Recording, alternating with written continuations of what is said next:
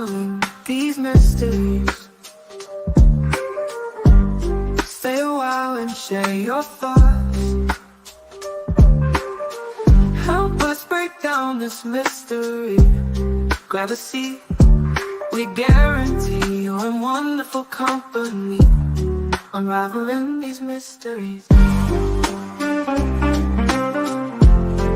with Mr. and Mrs. E.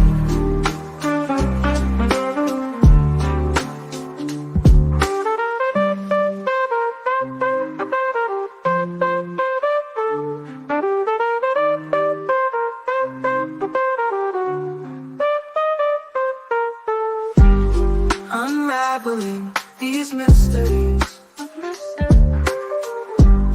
with Mr. and Mrs. E. Mrs. E.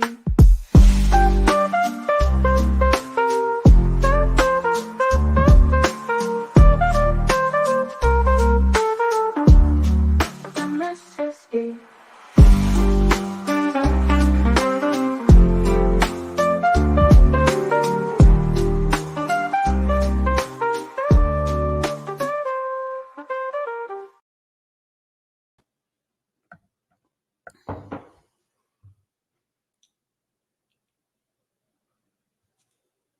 No sound.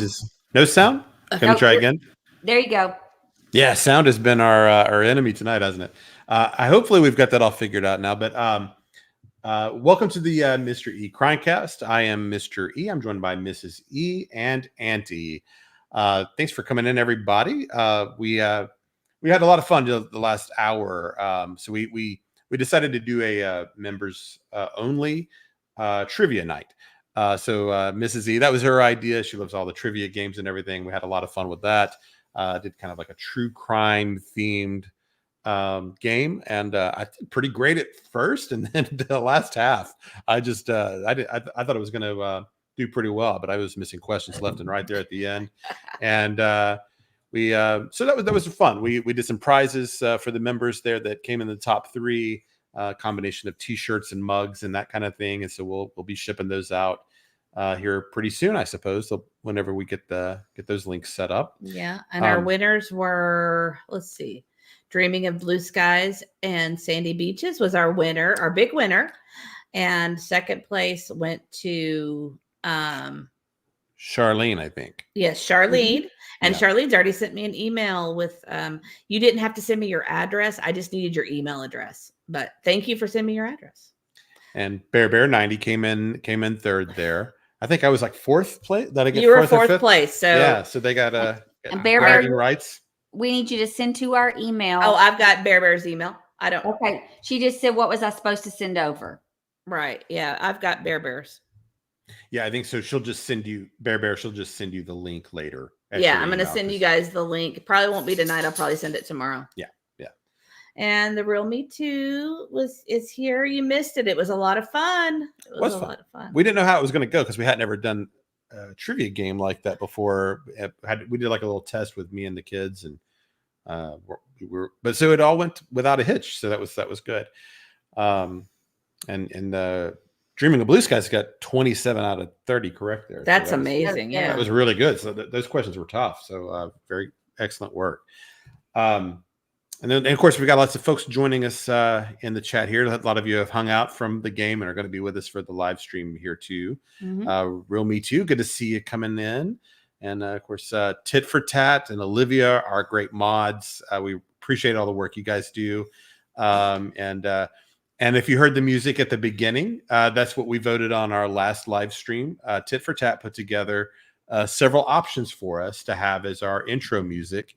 And we kind of let everybody vote on it, and that kind of jazzy option ended up being the most popular by like I think 64% or so. Mm-hmm. And so we're going to go with that for a while, and I think it actually kind of does fit our vibe, as someone else said last time. It does kind of fit the mood of our show. Bear says, "I remember when you guys didn't have mods." I know, right? It's been a quick thing. It's been we were expecting to have years to be able to learn how to live stream, but you guys have been so sweet and supportive, and we're over 3,000 members now.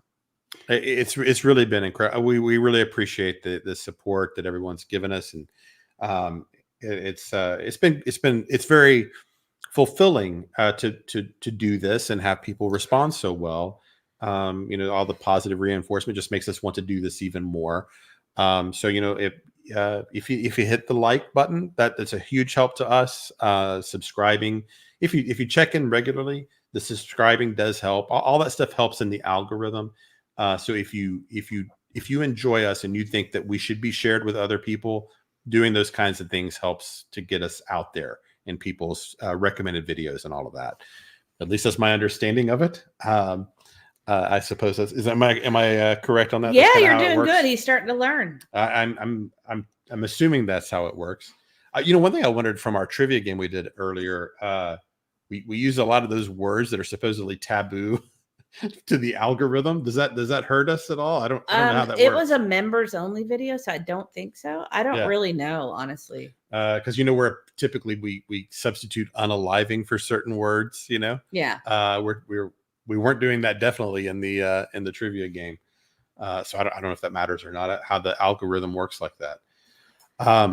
I do have I see some new names tonight too. Yeah, we do. That's Great. awesome. I do want to address one thing. Our members from our last video, or our member trivia, already know this, but we are still having problems with fruit flies. Yes. And well, anyway, we are still having problems with fruit flies. So if you see me like waving in the air and it looks like I'm losing my mind, it's because there are or if I clap my hand suddenly, I'm trying to get rid of. I moved the trap a little further away, so hopefully that'll help during this. Now there's like 65 here. I know. And I'm back home. You're drawn to the So I'm no longer with the E's. Yes. So no longer in person. We're back to the virtual show like this, and but it was great having you here, and there's seriously like 65 here in front of my face. Yeah. Oh, Tit for Tat says, new viewers, we're glad you're here. I don't know how you did that, but Tit for Tat, thanks for being a member for a month. We appreciate you. And thanks for being a mod, and thanks to all of our mods. We have our mod Olivia B, who's got her own channel, and if she is here, she can share her link to her channel. Somebody said that would be great. Somebody said use Zevo, and I've seen that as well. That's something that's supposed to get rid of them. Zevo, Zevo. They had that. Thanks, Fred. They had that at Sam's today on sale, and I thought about that. I thought about getting that, and I wondered if it worked well. I didn't know if it was. We're pretty against chemicals in our house for a variety of reasons, if we can help it. Now, I will say I did pour bleach down the drain because I just couldn't take it. But we try to stay away from chemicals if at all possible. So I didn't know if that was a chemical-y type of thing. Were you trying to tell me to stop talking? No, the dog's all around my feet there. That's okay. Hi, Real Me Too. Hi, Real Me Too. Yeah. We've got some people in from Kentucky. I saw some Eastern Kentucky people. I saw some. Where are the rest of you guys from? I mean, I know our usuals. So I see a couple of new folks, actually. It's all natural. Yeah, you may not be new, but I don't recognize the names yet. But like Cheryl Bedard and Chaz D, Fred Dorfma, Veronica Be True. Welcome in, Juicy Jules. Also, the Devo plug-in. They said it was like a light plug-in. It's a blue light. I don't know the banana thing. I don't know if I might have missed it in the chat. Charlene's in Western Kentucky. Sorry about that. We went up to Western Kentucky University to show Middle E, Western Kentucky, so he could see if that might be a college he might be interested in. Tip for Tat. You're so good to us. Not only is she a mod, but she just gifted one membership. Thank you, Tip for Tat. I think she just likes me to play the the celebration thing. Yes. We've got someone from the UK, Spira Mystic. Welcome in. And also we have Geo Yuka 2020 from Ohio. Awesome. Let's see. Okay, there we go. There we go, Tip for Tat. Thank you, Tit for Tat. Let's see who got it. I want to see who got the who got it. Let's see. It usually says pretty quickly, right? Oh, Let's see. I can't tell. It's going so Does fast. Does it assign it, or do they can they grab it? No, it assigns it. Dreamer G got it. Congratulations, Dreamer G. Okay, I'm gonna take that off. That's probably, did it already go away? No, the confetti's still going. Oh, okay. It's not on my end. That's weird. Oh, I see it. Okay, I will take it down. Okay. Thank you, Tit for Tat. That's very sweet. yes, that's awesome. Thank you. Awesome. Congratulations. And Dreamer G, please make sure you thank Tit for Tat. She's always so sweet. Very great. She's so good to us. She sent me she's been another great. song, Aunt E. I didn't even tell you. I haven't even gotten to download it yet. But she sent us another song for the rockers. Yeah, I haven't heard that one yet. So Okay, get a jar and put a Nana in it. Cover it with saran wrap and poke holes in it. The bugs go in, but are too stupid to get out. we've done that with apple cider in the past with a jar we had where we poked holes, and that's what we're gonna probably end up doing ultimately. We've been doing it with an open saucer, but the whole thing is what we need to do. Oh, it's just driving me nuts, guys. Let's see. And then Charlene said her grandson went to Murray State. Cool. Yeah, I know Murray State. Sure. I know a couple people. Okay, have blessed mom Murray says, State when I was in high school. I tried everything to get rid of fruit flies, and the only thing that worked was sticky fly strips. I know they are ugly, but they are gone in one day. You know what? I thought about that too. I think you're right about that. Yeah, it's another way. I'm going to try, and it's inexpensive. Yeah, it is. Well, awesome. Thank you guys for joining us. I'm going to let Mr. E get started. Yeah, I get antsy. I'm ready to jump into it. I'm always ready. I He's know always we ready. need to, to kind of say hello to everybody. And He's all business. I always feel like, you know what it is in the back of my mind? I always feel like I'm just grateful everybody's here. And I just want to start like getting into everything. That's how I feel about it. I acknowledge that. That's really funny. Sorry. Read it. Bear 90 says, bless mom, I just didn't have luck with the Zevo plug and stock trap, but I do use refills to smack them to it. The traps at Walmart use a thick apple cider so they fall in and can't get out. That's funny. You all are going to have to buy more apple cider. Yeah, we've been using a lot of it. Okay. So we tonight our focus on the show is going to be really all Sebastian tonight. We are following other cases. There's some minor things, but nothing major to update on the other stories that we have. But there are things going on with Sebastian and some new coverage with the Lura Lounge, which was just he's been following this case, but kind of revisited it a couple of weeks ago, and so we're gonna get into that. Before we do, just kind of some other things going on with the Sebastian story. Of course, Seth had his live stream a couple of days ago. Our plan originally was to really kind of examine that live stream and talk about it, because Gabby Patito's father was supposed to have been a guest on the show, and we didn't really understand into what capacity, if it was going to be like an interview or how that was going to work exactly. And then not sure exactly how this all played out, but according to Seth, the father, Joe Patito, received some types of threats to his foundation and to himself. My understanding is these weren't physical, but more like kind of harassment, doxing types of threats that was being made against him and the organization. I've been following Joe Patito on X. He has an account there. Unless he's posted something in the last several hours, he hasn't said anything about this there. So I don't have a direct statement for him about it. But that's what Seth said occurred when he talked to him.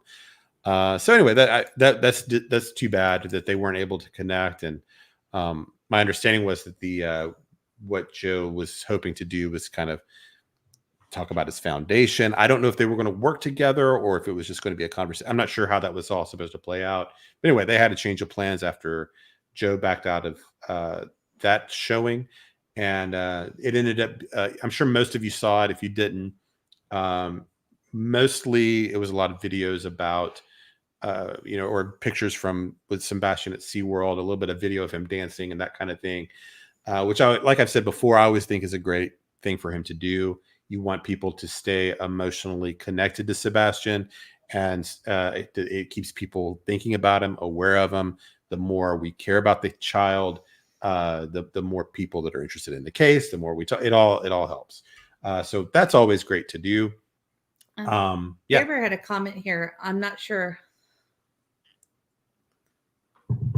I'm sorry, Mr. E, but normally missing people don't choose to be missing. So would you think he would expect threats?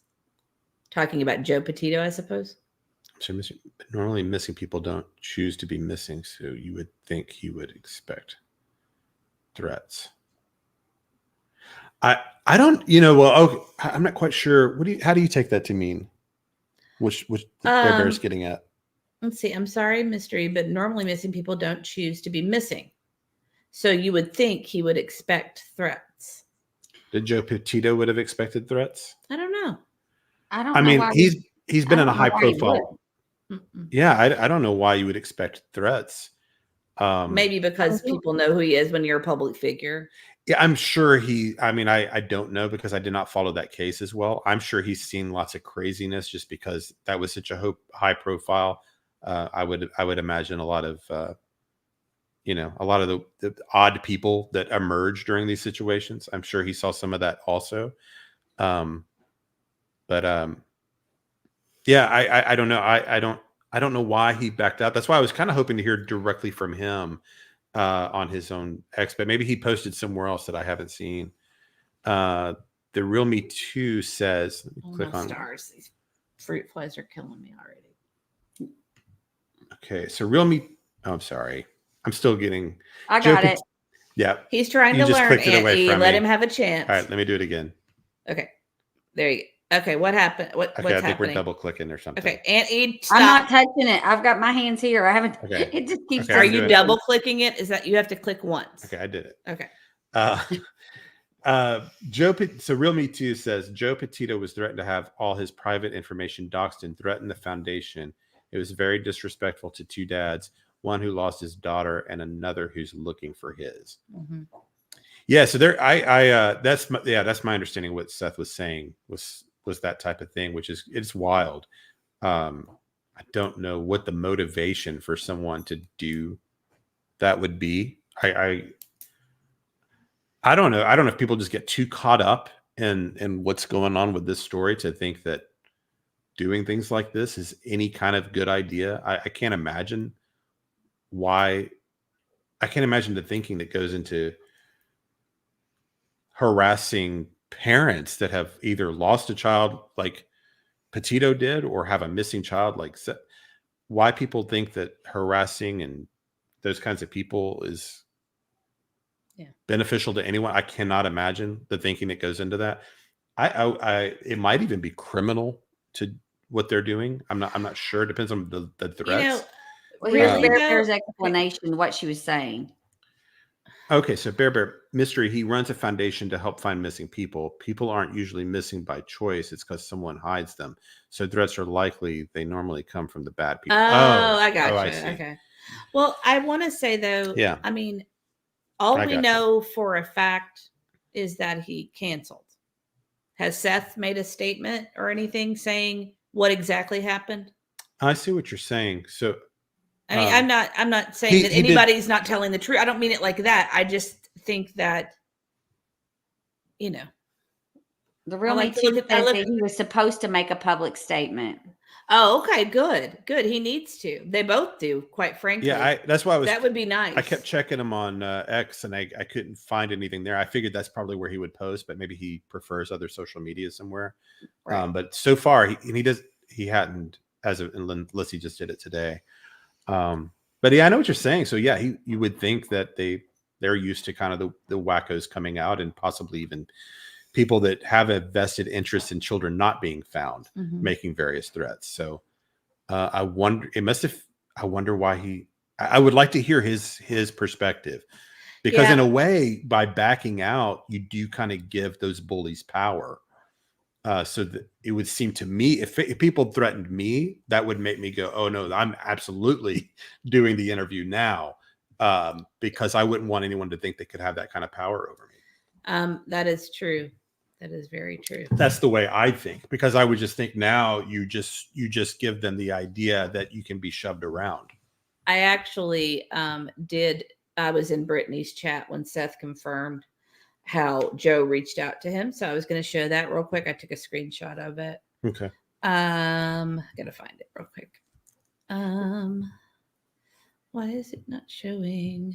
Okay, I'll try again. But either way, my understanding is Seth from now on is just not going to announce publicly guests that are coming on so that they don't get harassed prior, which is, that's a good unfortunately, idea. it looks like that's the only way he's going to be able to go forward with it. So it's just, that's just too bad. Okay, hold on. I got that. Okay, this is all I saw. But y'all, these flies. So this was Seth's response. Yeah, somebody said, "How did you know?" Or what? How did he contact? Or yeah, to cancel, and that was his response. Yeah. So I just thought, I don't know. I just screenshot it. So I'm not always good with the media, so I thought I would share that. So let's see. I'm going to exit it out. Yeah. So I don't know. I don't know if an actual crime was committed there or not, but maybe that might be a crime, just depending on what the threat was like. And that's weird. What state is Patito in? No, I don't want to be the big one. Is he Texas? How do I not be the big Are they based in Texas? I don't remember. I think so. I don't know. I know Gabby and the fiance, they lived in Florida, but I can't remember where. Oh, they might have been New York. Didn't she grow up in Long Island or something? I can't remember. She grew up in that area, I believe, but I don't know if that's where the parents still live. Well, but anyhow. So, anyway, that and then as far as that, then he did a Q&A afterward, where he kind of answered some questions. I don't know that we really learned a whole lot from that was any different. Okay. The biggest takeaway I had was that he's not in any communication with the Proudfoots at all anymore. It looks like they're just not talking or communicating in any way, which means they're not coordinating on any kind of potential searches. So that's, yeah. So that's kind of a commentary in and of itself, I think. The other thing that was kind of going on with this was we had kind of a controversy out there or conversation about who is leading the investigation. So that's something I've been seeing a lot over the last several days, all over the place. And according to Nick Barris, who's a reporter here locally, I don't have that pulled up. He's kind of been the mouthpiece for Sumner County Sheriff Department.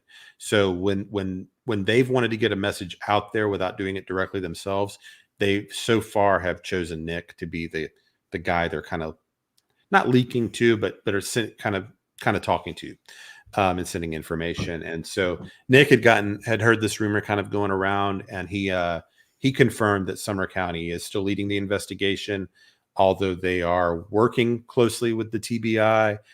We know they've also had some help with Secret Service, FBI, and so on, but that the Sumner County Sheriff's Department is still in charge of the investigation. My understanding is the way it works is that the only way that TBI would take it over would be at the request of the state DA. So if the DA at some point felt that this needed to be out of their hands, then that's what would happen. So at this point, that's not how it's gone. So anyway, if that's been a little discussion out there. And another thing that kind of happened interesting in his comments, someone asked about forensics. And this is another big topic that's been going on, is exactly what's been done in the home. Have forensics been done, and to what degree? I know as we've gone through various interviews, we found a clip from Chloe, the PI, and she had said that she had talked to the sheriff at one point, and he had started to talk about forensics that had been done, and that the thermal imaging, which they use to, I guess, kind of see if the body is actually hidden in the home somewhere, maybe in a crawl space or something like that, that they used that. he kind of suggested other things, but didn't go into any detail with her what the other things were. So anyway, in the comment section, someone asked Nick Barris if forensics had been done on the home, and he did respond back saying yes, forensics were done on the Proudfoot house, but didn't really elaborate beyond that. And so I think the tough thing about this forensics question is, I think what we're really getting at is to what degree forensics have been done, because forensics is kind of like a catch-all phrase. And I think what we're all imagining when we're asking if forensics have been done is, has luminol been used in the investigative process in key parts of the home? Was everything fingerprinted? And when did that happen? And how much of the home? And those parts that we don't really know. They might have done some fingerprinting and no luminol or other testing measures. So I think what folks really want to know is what exactly was done and which areas. And that information's not out there. We know some was done. We just don't know to what extent, right? Is that kind of where I think what folks are really trying to get at, and we can't quite pin that answer down. Mm-hmm. So outside of that thermal, that's the only direct, and that's from Chloe. So that also depends on how you feel about Chloe as a source and Nick as a source. Well, we actually looked up to see what types of forensics would count. Did you already mention that? I didn't. Sorry, I was trying to find the Nick Barris post. We actually looked up. We're like, what's considered forensics, and it's a pretty broad. Right. It's pretty broad what is considered forensics. Fingerprinting is considered forensics. That kind of led us to some questions, like if we were to go down and talk to people, what questions would we ask?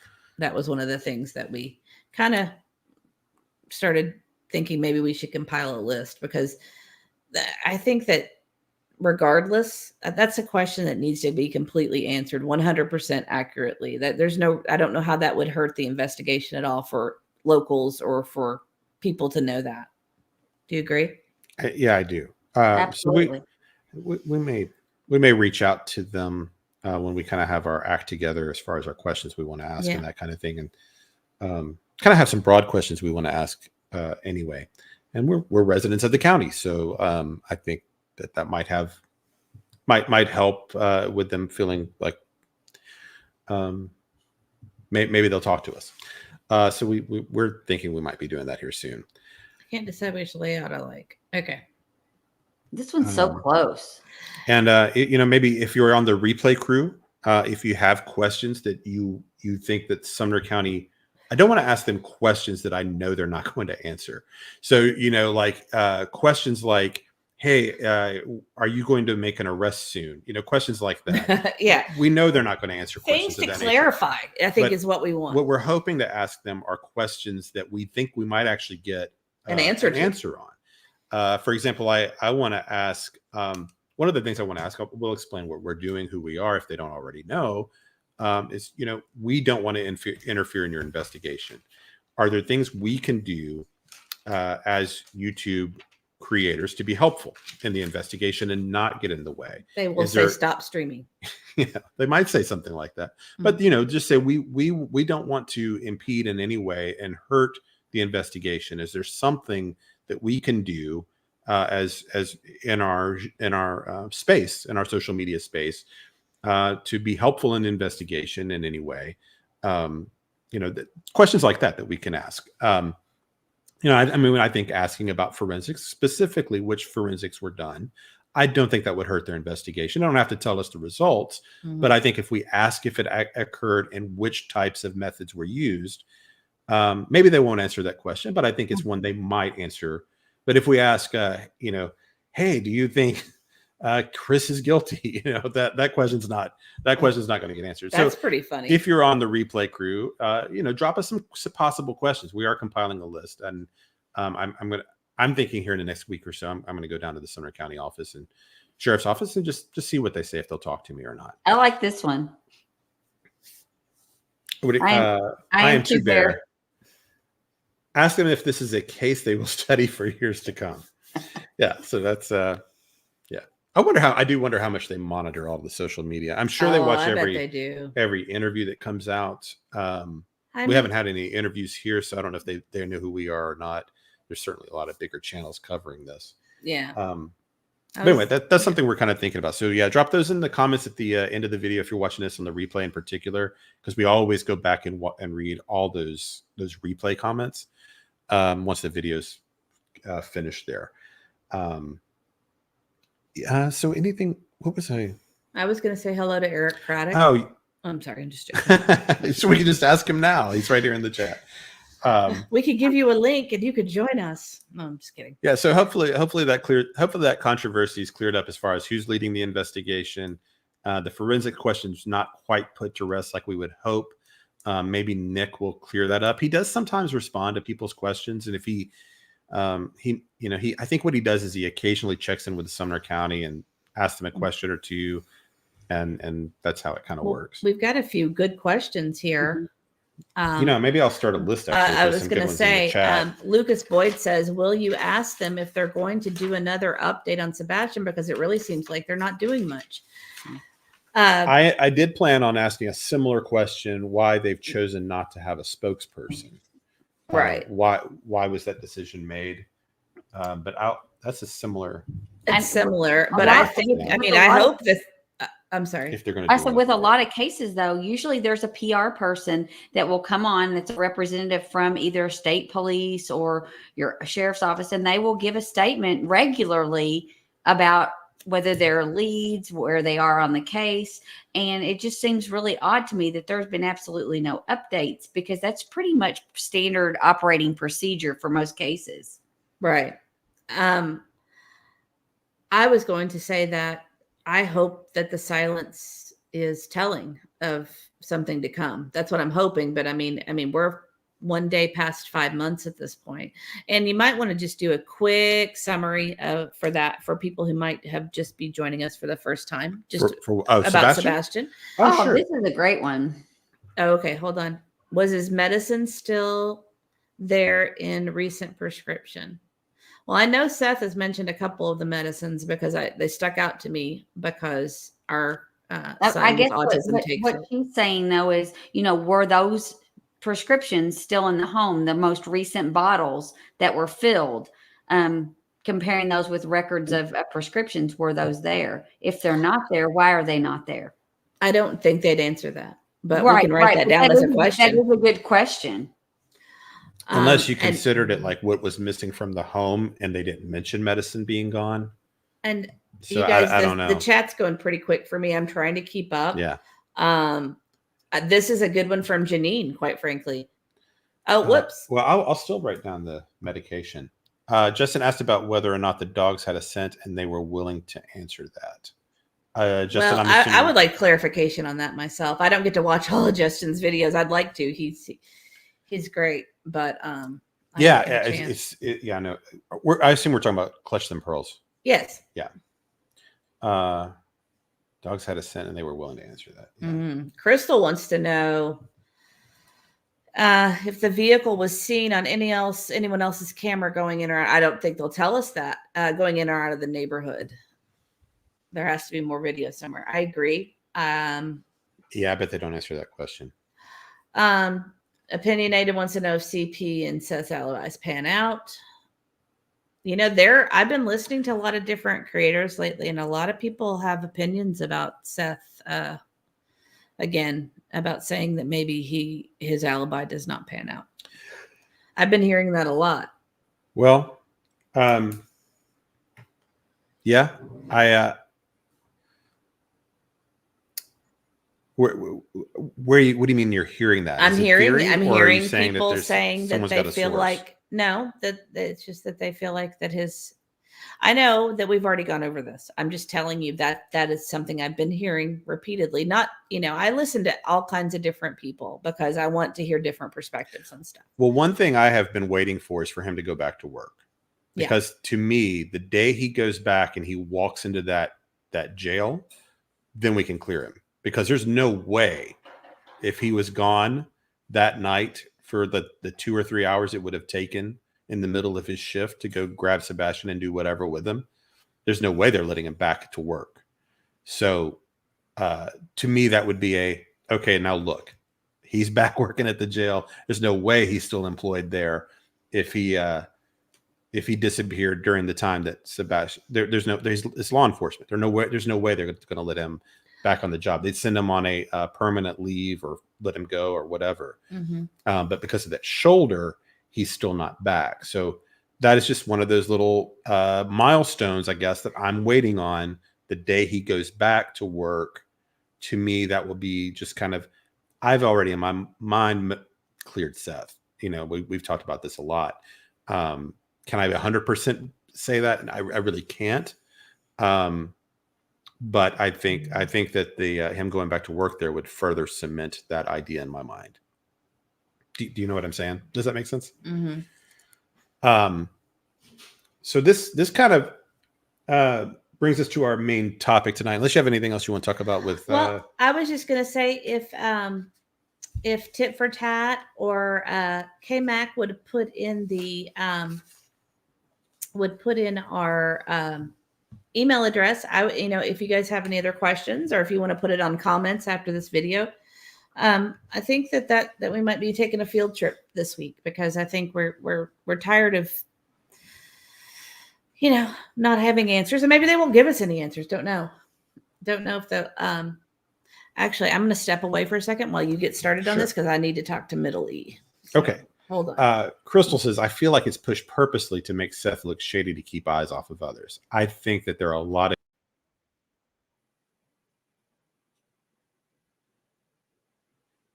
Mr. E, if you can hear me, when she went off screen, you're muted now. I can't hear you.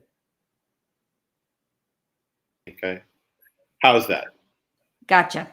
I've got an echo here, right? No echo on our end. No echo? No. Okay, it's just in my headset then? Yes. Okay. There's no echo when you talk. Okay. So it's a little distracting to me. So Mrs. E will fix that when I get back, I guess. I've got an echo in my headset. Yeah. No. Middle East said he texted you about food and you didn't respond, so he didn't know what to get. Okay. So he didn't get anything. Is there anything you want? Doesn't matter. Okay. You'll just, is anybody else hearing an echo? Are you all No. hearing the echo? No, you're sounding fine on my end. You've done something. I hit mute here. You're Okay, when I now have we to can't add hear myself to the stage. you. Now you just- should be able to hear him. Yes. Okay. Are we okay now? Okay. Yes. Just leave All right, just great. leave her on the stage. The sound stuff is by far the most complicated part of all of this, for sure. So anyway, what we wanted to get into tonight was the Lura Lounge. So if you're not familiar with that YouTube channel, it's a big channel. They've got over 500,000 subscribers. The latest video they did on Sebastian had well over 120,000 views last time I looked, and it's only been out a few days. And the great thing about that, this is the kind of stuff we need. We at this point we need these bigger outlets and channels picking up the Sebastian story and getting some new eyes on it, getting new energy behind it. Eventually, what I'm hoping will happen is that a larger media outlet like a Dr. Phil or somebody like that will end up doing this story. One of the big networks or cable outlets, will pick this up. In my mind, this is one of the most bizarre mysteries that I've seen in my life. And there's been some weird ones, the John Benet Ramsey and several others that are just really perplexing and and hard to understand. This is right up there. There's so much to this story. I'm surprised it has not been a bigger national story, especially because there's so much video out there of the Proudfoots to kind of look at and examine where they there's just a lot of they're almost like caricatures or something. They're so their behavior is so outlandish. Even Terry Bowersox, these people, there's just so much there to look at for media folks that I'm kind of surprised that it hasn't hasn't become a national headline, but it just hasn't at this point. But maybe someone like this will get it even more attention, and that's all a great thing. I was unfamiliar with the Lura Lodge. I had never seen any of their episodes before. I went back and watched his previous one on Sebastian that he did, I guess, 2 weeks ago, and it's very well done. It's the second episode, though, the most recent that really got us excited to talk about it tonight. The first episode he did really just kind of laid the groundwork. It just told you the whole story that if you've been following the story, we all know. If this is new to you, though, I do want to kind of give you an idea what's been going on. In February 26th, Sebastian Rogers was reported missing from his home by his mother in the morning when she went to wake him up for school. He was gone. Doors were all locked. No sign of forced entry.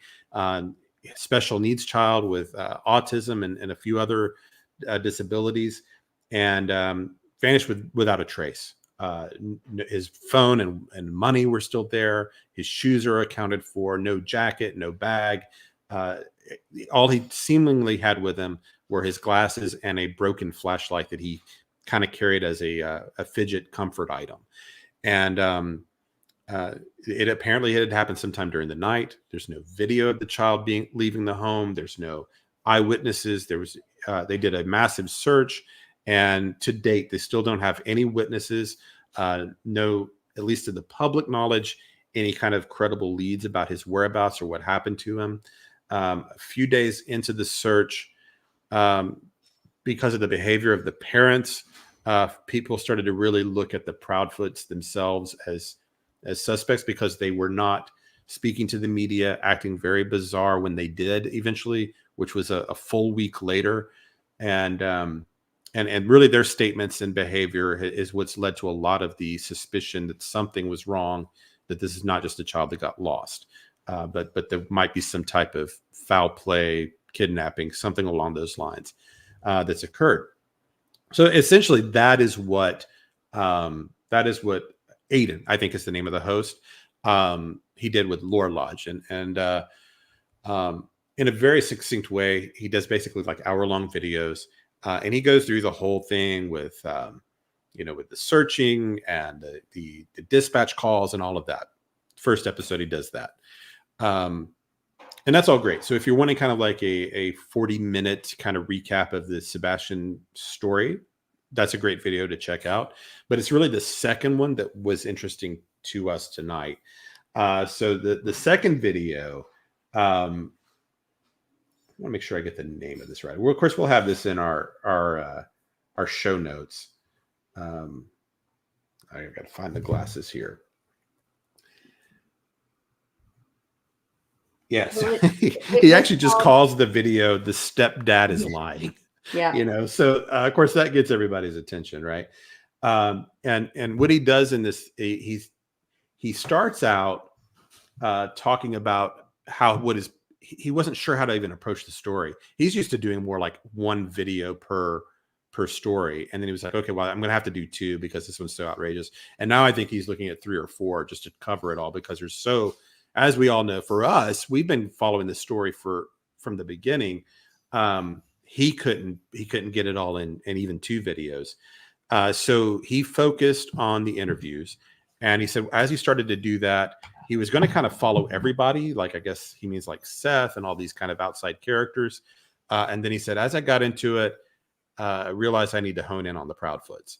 And basically saying without saying, that's where all the answers lies with Chris and Katie, which is kind of what we all think also. And if you have not watched that video, it will be worth your time. When you leave us tonight, I want you to watch the whole thing start to finish. It really is fantastic. And we're gonna Tip for Tats put it in the chat, the link for you guys. Yeah, it'll definitely be worth a watch. I'll probably just start checking. I'm subscribing to his channel anyway, because he's a great storyteller, and I know he does a lot of different kind of topics, but sometimes does true crime, but not always. I think he does more like mysterious circumstances and events, not necessarily criminal in nature. This one got on his radar because of Miley Cyrus's younger brother reached out to him and said, "Look, this is one I really want you to take a look at." So that's where that power of celebrity can really be handy, because I don't know if he would have necessarily looked at it if he hadn't been reached out to by her little brother that way. So we're thankful for him for doing that. And so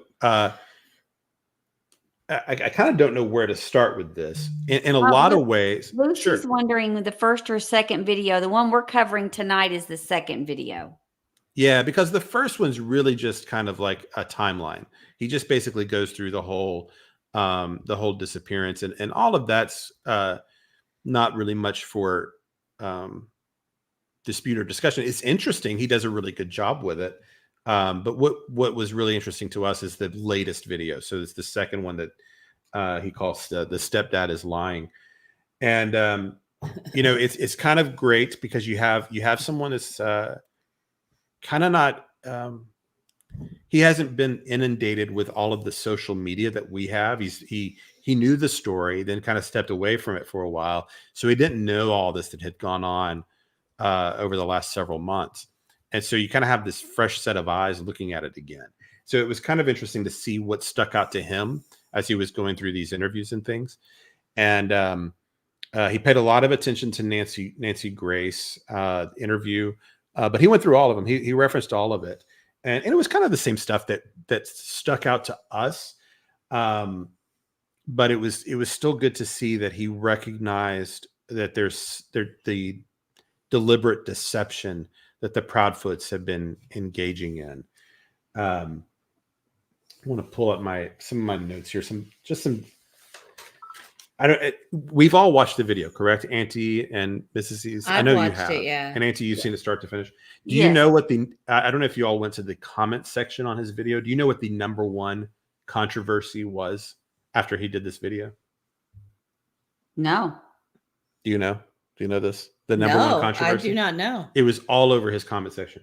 It was the phrase, "Put the dogs up." Oh, yeah. Because I guess he's from the north or whatever. And so when he heard Katie, it doesn't sound like he's from the north. I don't know. I mean, I don't know where he's from. Southern. But he got kind of clued in on that phrase, "Put the dogs up." And he takes that to mean that the dogs must be up in that bonus room above the garage. And so he spends a good deal of time going through that as a contradiction in what they were saying. And so everyone in his comment section was basically talking about, no, put the dogs up. It just means put the dogs away. It doesn't mean physically up as in a distance. And there was kind of like back and forth. People were saying, I've never heard this before. People in the South or other regions were saying, oh, no, that's a very common way to speak, which I didn't realize that was, it didn't stick out to me, because I would say put the dogs up, meaning put the dogs in a cage or pen or whatever. But that was all over the comment section. So I'm sure he'll mention that in the next video. So that's just one of the places where I think he got a little, not confused, but just didn't know the regional dialect and way of speaking, which I didn't even realize that was different. I would have assumed that would have been a common expression really anywhere in the country. Some of the other things that really stuck out to him were how evasive Chris could be at times, but extremely detailed at other times. So it's like sometimes he gives some very specific answers, but when he wants to, he'll be very dodgy and not answer at all. And one he talks about a good deal is the make and model of the truck he owns when he was on Nancy Grace. Yes. And he pointed out something that I hadn't really quite thought of that way, because I'm the kind of guy, I can't always remember the year of my car. I have to think about it sometimes, or whatever. I'm not a car guy, so that I don't think about my car. I don't. Well, who do you ask? Yeah, I have to go, oh, I don't know. Is it a 2017, 18? I can't, I just don't think about it. But most people kind of do. And he was saying, someone like Chris would know, because he's in construction, has to haul stuff, hauls a camper with it. He probably had to specifically pick out and, think about the kind of truck he had. And so why was he being dodgy on that? But that caused also a little controversy in the comments where some people were saying, like me, where I may not be able to tell you the year of my car. But his argument was that someone like Chris should have been able to do that. Let's see some other things I wanted to mention here. Some of these we'll talk about a little later. Guys, I was trying to gift memberships. They give us so many to gift a month, and for some reason I can't gift them. So I apologize. I'm still not seeing that Tit for Tats gifted membership has gone anywhere. No, it did. It went to Dreamer. Okay. Yeah, you can. I'll have to show you another time how you can look at it. You can't see it on StreamYard. Gotcha. And thanks for all the new people that are here. We have a lot of new people tonight. Yeah. And I am too bare, but the dogs sleep with Katie when Chris isn't there. Right. We heard that on a different and I don't platform. know. I don't know if Aiden's picked up on that contradiction yet. He didn't mention it in this video, but like I said, he's going to be doing further videos on what he had. It's just so much information. He basically, like in a week, tries to compile everything into a 1-hour video. It's almost impossible. We've been covering this for months, and there's still things we haven't gotten to. I thought one of the things that he said that was intriguing was that the complexity of this and all of the interviews and everything just made it so convoluted. And I thought it was very interesting because we've thought that all along, but somebody with fresh eyes taking it on and researching it saw the same things that we've seen as we've followed it and dove into it to try to make heads nor tails of the interviews and comments. So I thought it was really interesting that how he describes that. Yeah, I did too. And I understand. He didn't know how to organize it. It's very difficult. We don't know how to approach this sometimes. Right. We try to pick like one small topic within it and kind of go from there.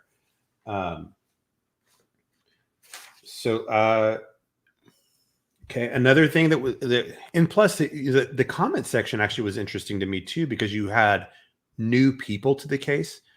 There were certainly people there that were very familiar with Sebastian, but there were people that were hearing this for the first time from him.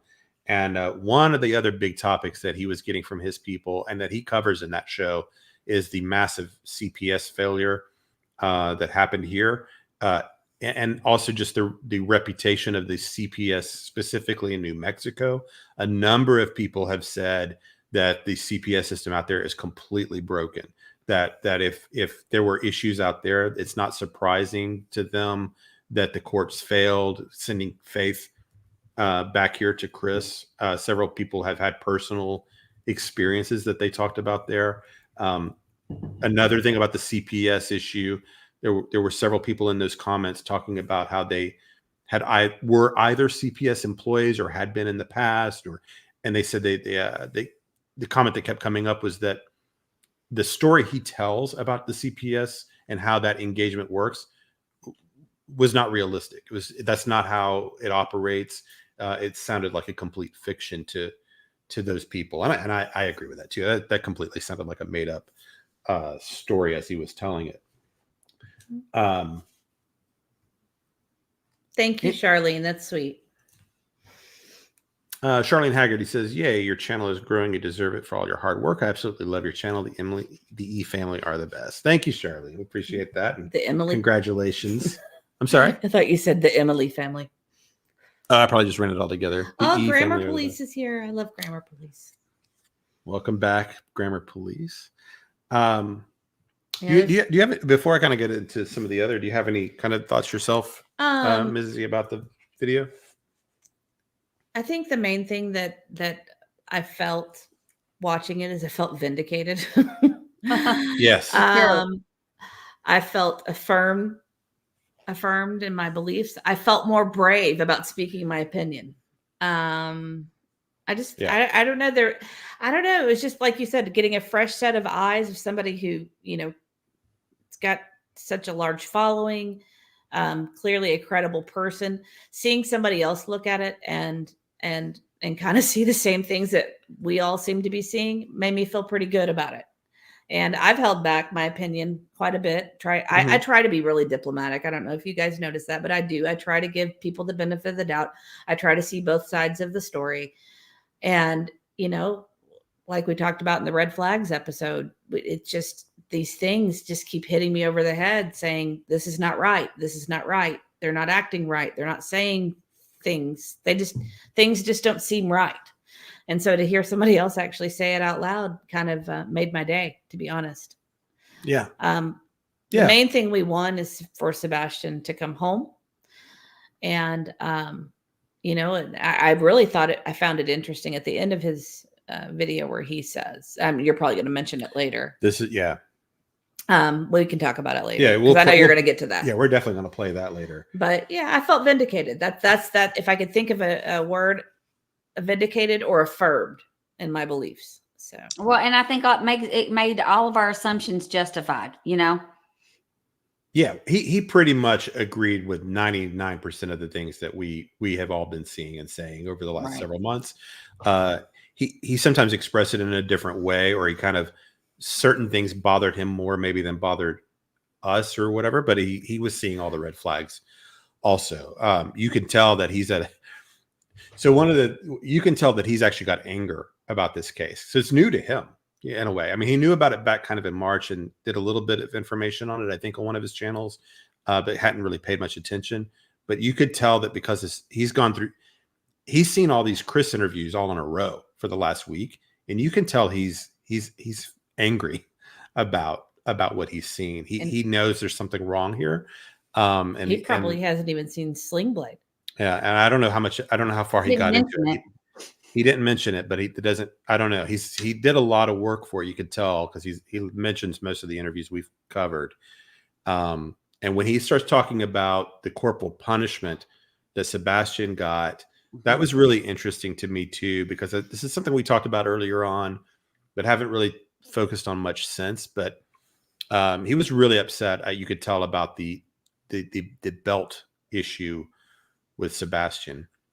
And if you don't have a child with autism or haven't really been around a kid with autism, the thing is, I mean, even if you feel that corporal punishment's an appropriate way, obviously the belt's too far for almost all of us. I think we all probably agree that belt whipping shouldn't be happening. But even if you agree that like a swat on the bottom or something like that is an appropriate punishment for a child, it's different with kids with autism, though.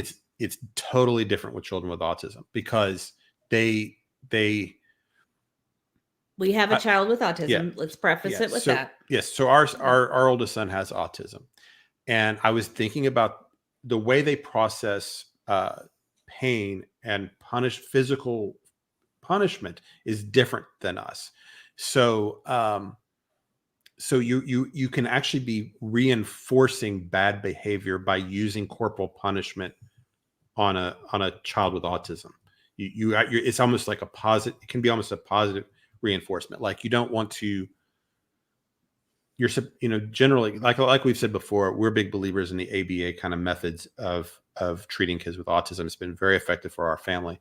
So generally, what you want to do is really ignore or bad behavior if possible, and highly praise when they're doing good things.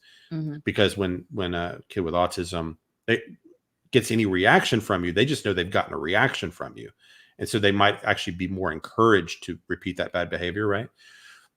Well, the similar kind of thing can happen with pain. And I was thinking about this. You're going to maybe know what I'm about to talk about. A couple of days ago, our son was playing with his sister. They were running to our bed to jump on the bed. And my son stubbed his toe really bad, like at the foot of the bed. And I don't think Aunt E knows this. You may not know this. I heard that. Yeah, Gran E explained it to me. Yeah, so he was really hurting.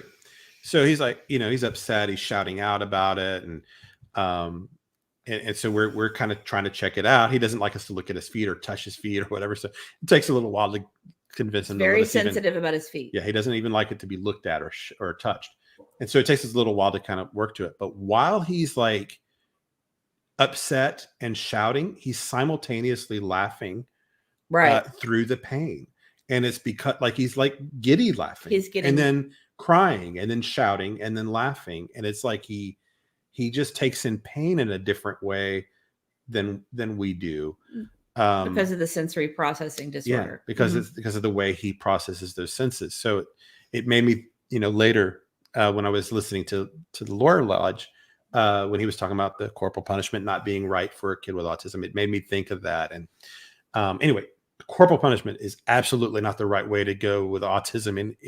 No, you're not going to. I don't know if you'll ever find a therapist that thinks that that's a great idea.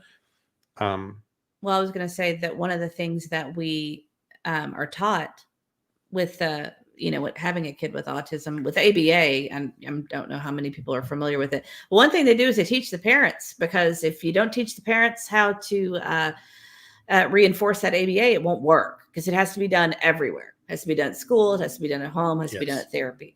And so that's one of the, things. I mean, all of our therapists taught us stuff. Our OT taught us how to do compression with him. And when he was little, we talked about this the other day. When he was little, we didn't know that if the compression helped him or made him feel better. But now that he's older and he's able to articulate some things, we actually know that the compression exercises really do feel good to him, and he really likes them.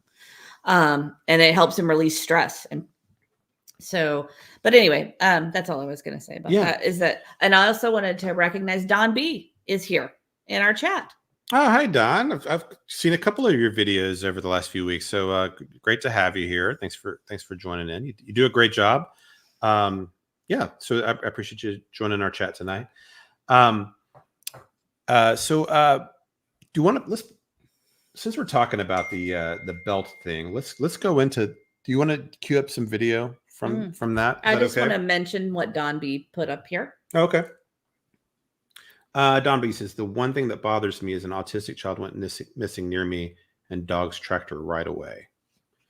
Yeah, the dog tracking is very interesting. And I'm not sure if Don realizes, but we are local to the area, and we actually are compiling a list of questions. We feel like that as, residents, we have a right to know some things, and we're going to ask some questions.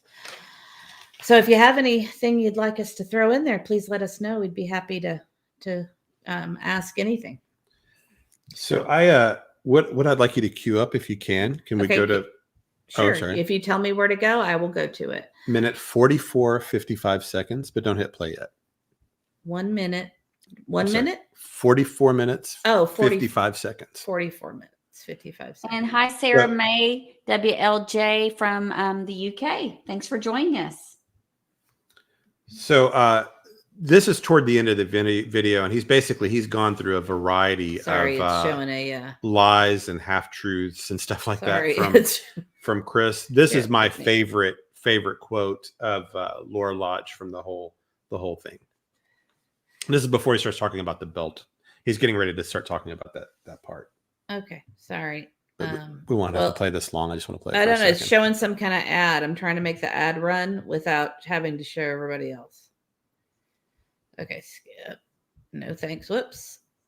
Hold on. Okay. All right. Sorry, guys. I'm not great at this stuff. It's okay. I don't want to talk over it. Okay, so there we go. All right. Let's go ahead and hit play. That's a really good spot to pause it. Right? I'm sure he appreciates it. Yeah. All right. Here we go. Structural purposes, but that was the admission by Chris Proudfoot that he had hit Sebastian with a belt. Now, you may be asking why it is that an admission qualifies as a lie, and the answer is that even when Chris Proudfoot's telling the truth, he's lying. To give you some background here and explain my point of view. That's the quote I wanted to do. Nancy had asked, I want to find out about Mr.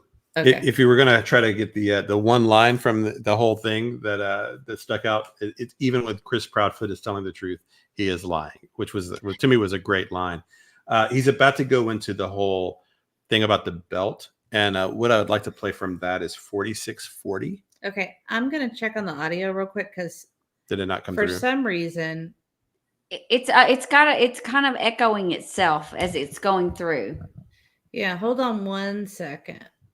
I'm going to try doing it this way. All right, hold on 1 second. Let's see. Again, I sent Middle E to get us some dinner since we did not eat dinner. So he's not here. So, all right. Thank you, Don. We appreciate that. Okay. I don't know if this is going to work or not, but we'll try it. Okay, what do you want me to queue up?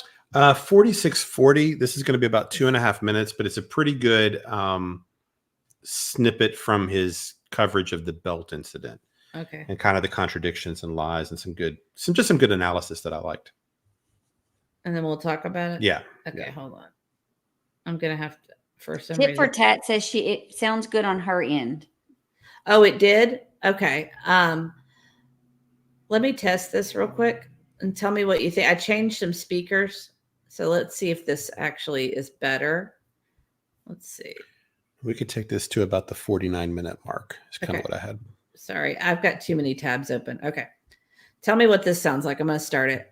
The belt, that was wrong, but it's even more wrong to hit an autistic child. And she said that there was actually a specialist she had on hand in the studio that day to talk about this. And I'll be getting to that aspect in part 3 as well. I know this might seem really arbitrary, but I promise it will make sense in a week. But anyway, after, mentioning that bit about the specialist and wanting to talk about how autism and corporal punishment might not vibe well, she said, "Help me, Dave. I'm hearing that it happened years ago. In both those quotes where you heard Chris Proudfoot speaking, he said several years ago.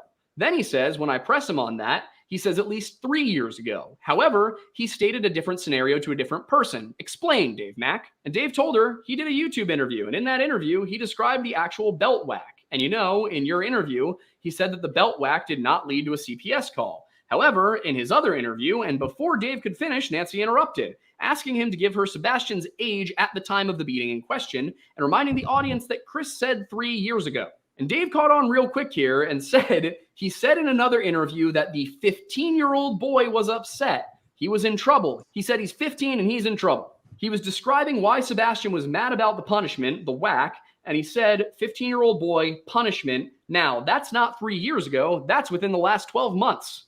And as noted by Dave seconds later, Katie had agreed with Chris that the beating was, in fact, at least 3 years ago. And then Seth chimed in with something that added a whole new level of importance to this aspect of the story. The fact that Sebastian had only turned 15 on December 7th, 2023. And considering that in the March 25th interview, Chris had told Nancy Grace that he had not been home since the first weekend of February, that means that this belt whacking incident happened sometime between December 7th and the end of January. You see, Dave Mack had drilled down and came to the exact same conclusion that I did. Chris Proudfoot told 2 distinctly different stories about beating Sebastian with a belt and lied about how many times CPS was involved. As Dave said, Chris told Nancy that he had hit Sebastian with a belt exactly once 3 years ago and that there was no CPS called. However, speaking to Smiley Stories World, Chris had said that after the incident which occurred when Sebastian was 15, a CPS agent had come to their door while they were sitting down for dinner that night. And after listening to So that part of it was, I thought, really good because, of course, we all knew the contradiction about the 3 years and the 15-year-old part. But the part I hadn't, timeline-wise, I hadn't thought of was that we're really specifically talking about from December 7th through January that would have occurred. So much more recent if that's when that belt incident occurred. I actually think that's if you're picking between the likelihood of one of those two stories, I think the one where he's 15 is the most likely to be actually true. I think that happened sometime more recent than 3 years ago. I don't believe that 3 years ago. Just my intuition on that. Do we have a date as to when the last CPS report was when CPS came to the home? Wasn't there some speculation around December? So there was some kind of report. I thought February, or was it January?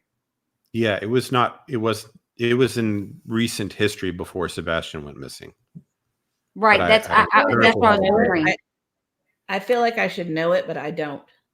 I know we've come across that information at some point. I just didn't know if you verified if it was December or January. Crime dogs. Sorry. So anyway, this gives you a pretty good sense of this guy and how he kind of approaches this. He's seeing the contradictions. He's trying to find a timeline, which for all of us is very difficult because one of the things he concludes is that you can't believe anything these people say. They're all lying and at different times and they're hiding the truth. And the question becomes why and what are they hiding? So There's lots of inconsistencies. Other stuff he talks about at other points are, the 3-hour phone call, and it's all the stuff that we all know. So The stuff we've analyzed and analyzed and Mhm. analyzed. one other part from this belt incident, I wanted to play at the 50-minute mark Okay. for a minute, if Did we you can do want to that. reply to Don here while I'm Sure. looking for that? You said 50-minute mark? Yeah. Okay. So Don BS, why did police not want Chris to talk about dates in this Nancy Grace interview? So that's if we believe that, we don't know. He often will use, oh, well, law enforcement's asked me not to talk about this. TBI's asked me not to do this, but we don't know that. And so since we've all laid out pretty well that Chris is not someone that can be trusted, he'll lie through omission, he'll blatantly lie, he'll change his stories and then get angry at you when you notice it. He lies in a variety of different ways. There's really nothing he says that you can believe unless you can verify it in another way. So I don't know if they told him anything about talking about dates or not. No idea. It just none of his statements can really be trusted. Tit for tat, are you emailing that to me or Discord or what? Yeah. So She's this sending me some interesting. But you would think they would look at Ellie would be reviewing this kind of social media, these interviews, and if he's making statements that they told him not to say this or that, wouldn't that be a red flag to them as law enforcement that they didn't tell him not to say these things? I would think so. I'm sure. And I think guys, things get murky for me sometimes, but I believe I remember Seth saying that he was never given any advice whatsoever from the police about saying or not saying things, but I might be misremembering. Okay. Let's see. Tip, you want to go through some of the... Yeah, we can do if you want to, just for a second, because Sure. Tit for Tat has sent me something she wants me to see. So I'm going to read this thought here. Little Miss Sharon says, I think Chris was very angry about that CPS coming to his house, and Sebastian must have been scared S-less. Now he is missing.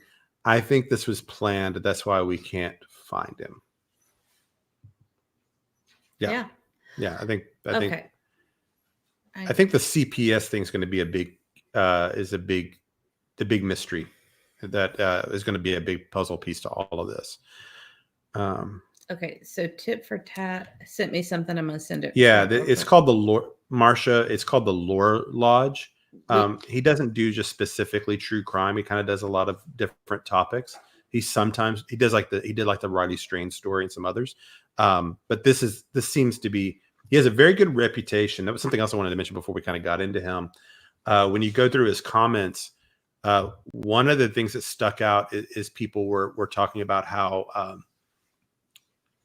I guess kind of how fair he is and how he doesn't like to speculate. And so people were like, if this guy is coming out calling stepdad a liar, that's almost out of character for this guy, that he must feel confident that something's wrong with this person, that's not his baseline, that he usually plays it a little more down the middle, I guess.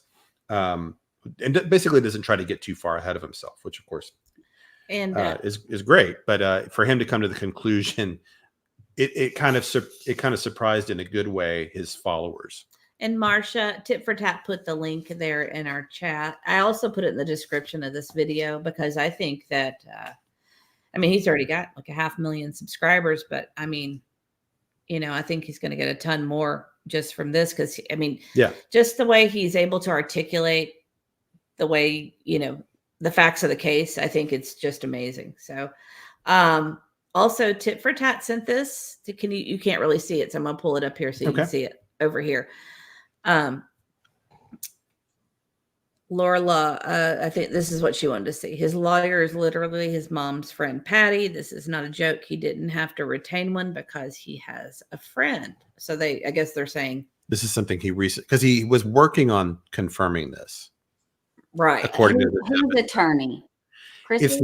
Yeah, it's a friend of the family, Patty Green. I'll get them somewhere here, but it's whoever represented him in the Nina case is a family friend, and he was trying to figure out if that same lawyer is who he's retained for this, like if he's using, which you would assume probably, but maybe, I guess maybe that was something he was going to work on, was trying to find that information. And I suppose he's gotten a source that is confirming that. Also said he also told Seth that he was forwarding his information to TBI and FBI. He meaning Lura Lodge? Yes. And then Don had another question. What about these allegations that Chris and Katie know people in the local law enforcement? I've never been able to confirm that. It's my understanding that maybe a relative works there. We'll add that to our that I am.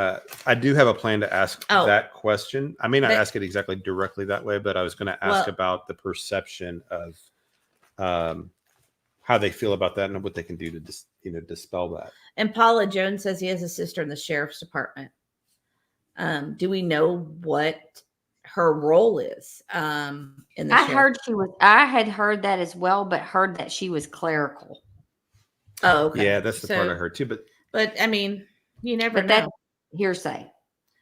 It's just one thing we did discover in this is that, and it's like it was not the one thing, but it's one thing that I felt like that we're the ones that kind of started talking about it, is that Eric Craddock is running for sheriff in 2026. Mm-hmm. So that was you found that. I know, but I mean, I don't know if I was the person that broke it or not, but I mean, I did find that information out. We've been talking about it for a while, and I think that there is going to be a lot of pressure on him to get this case solved. I mean, hopefully it's not, Yeah. I mean, it's just, that's just the way the world is. Politics always play a part. Our local government, I'm sure they're feeling the pressure from them to get this solved. It's a stain on law enforcement, even though they've done a lot of great things. I mean, they've other cases and other crimes, they've quickly found suspects and arrested and over the last several months, but this one is the most high profile they've probably ever had, and I'm sure that they are feeling the pressure to get this done right.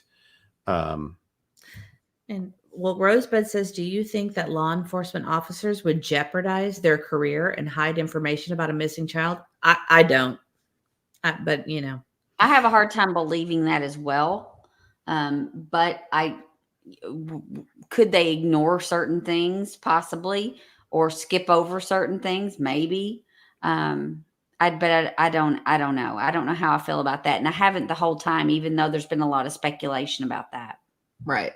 I agree with all of you. So I have not thought that this is a law enforcement corruption issue. I haven't seen the signs of that myself. What I have thought might actually come into play, though, is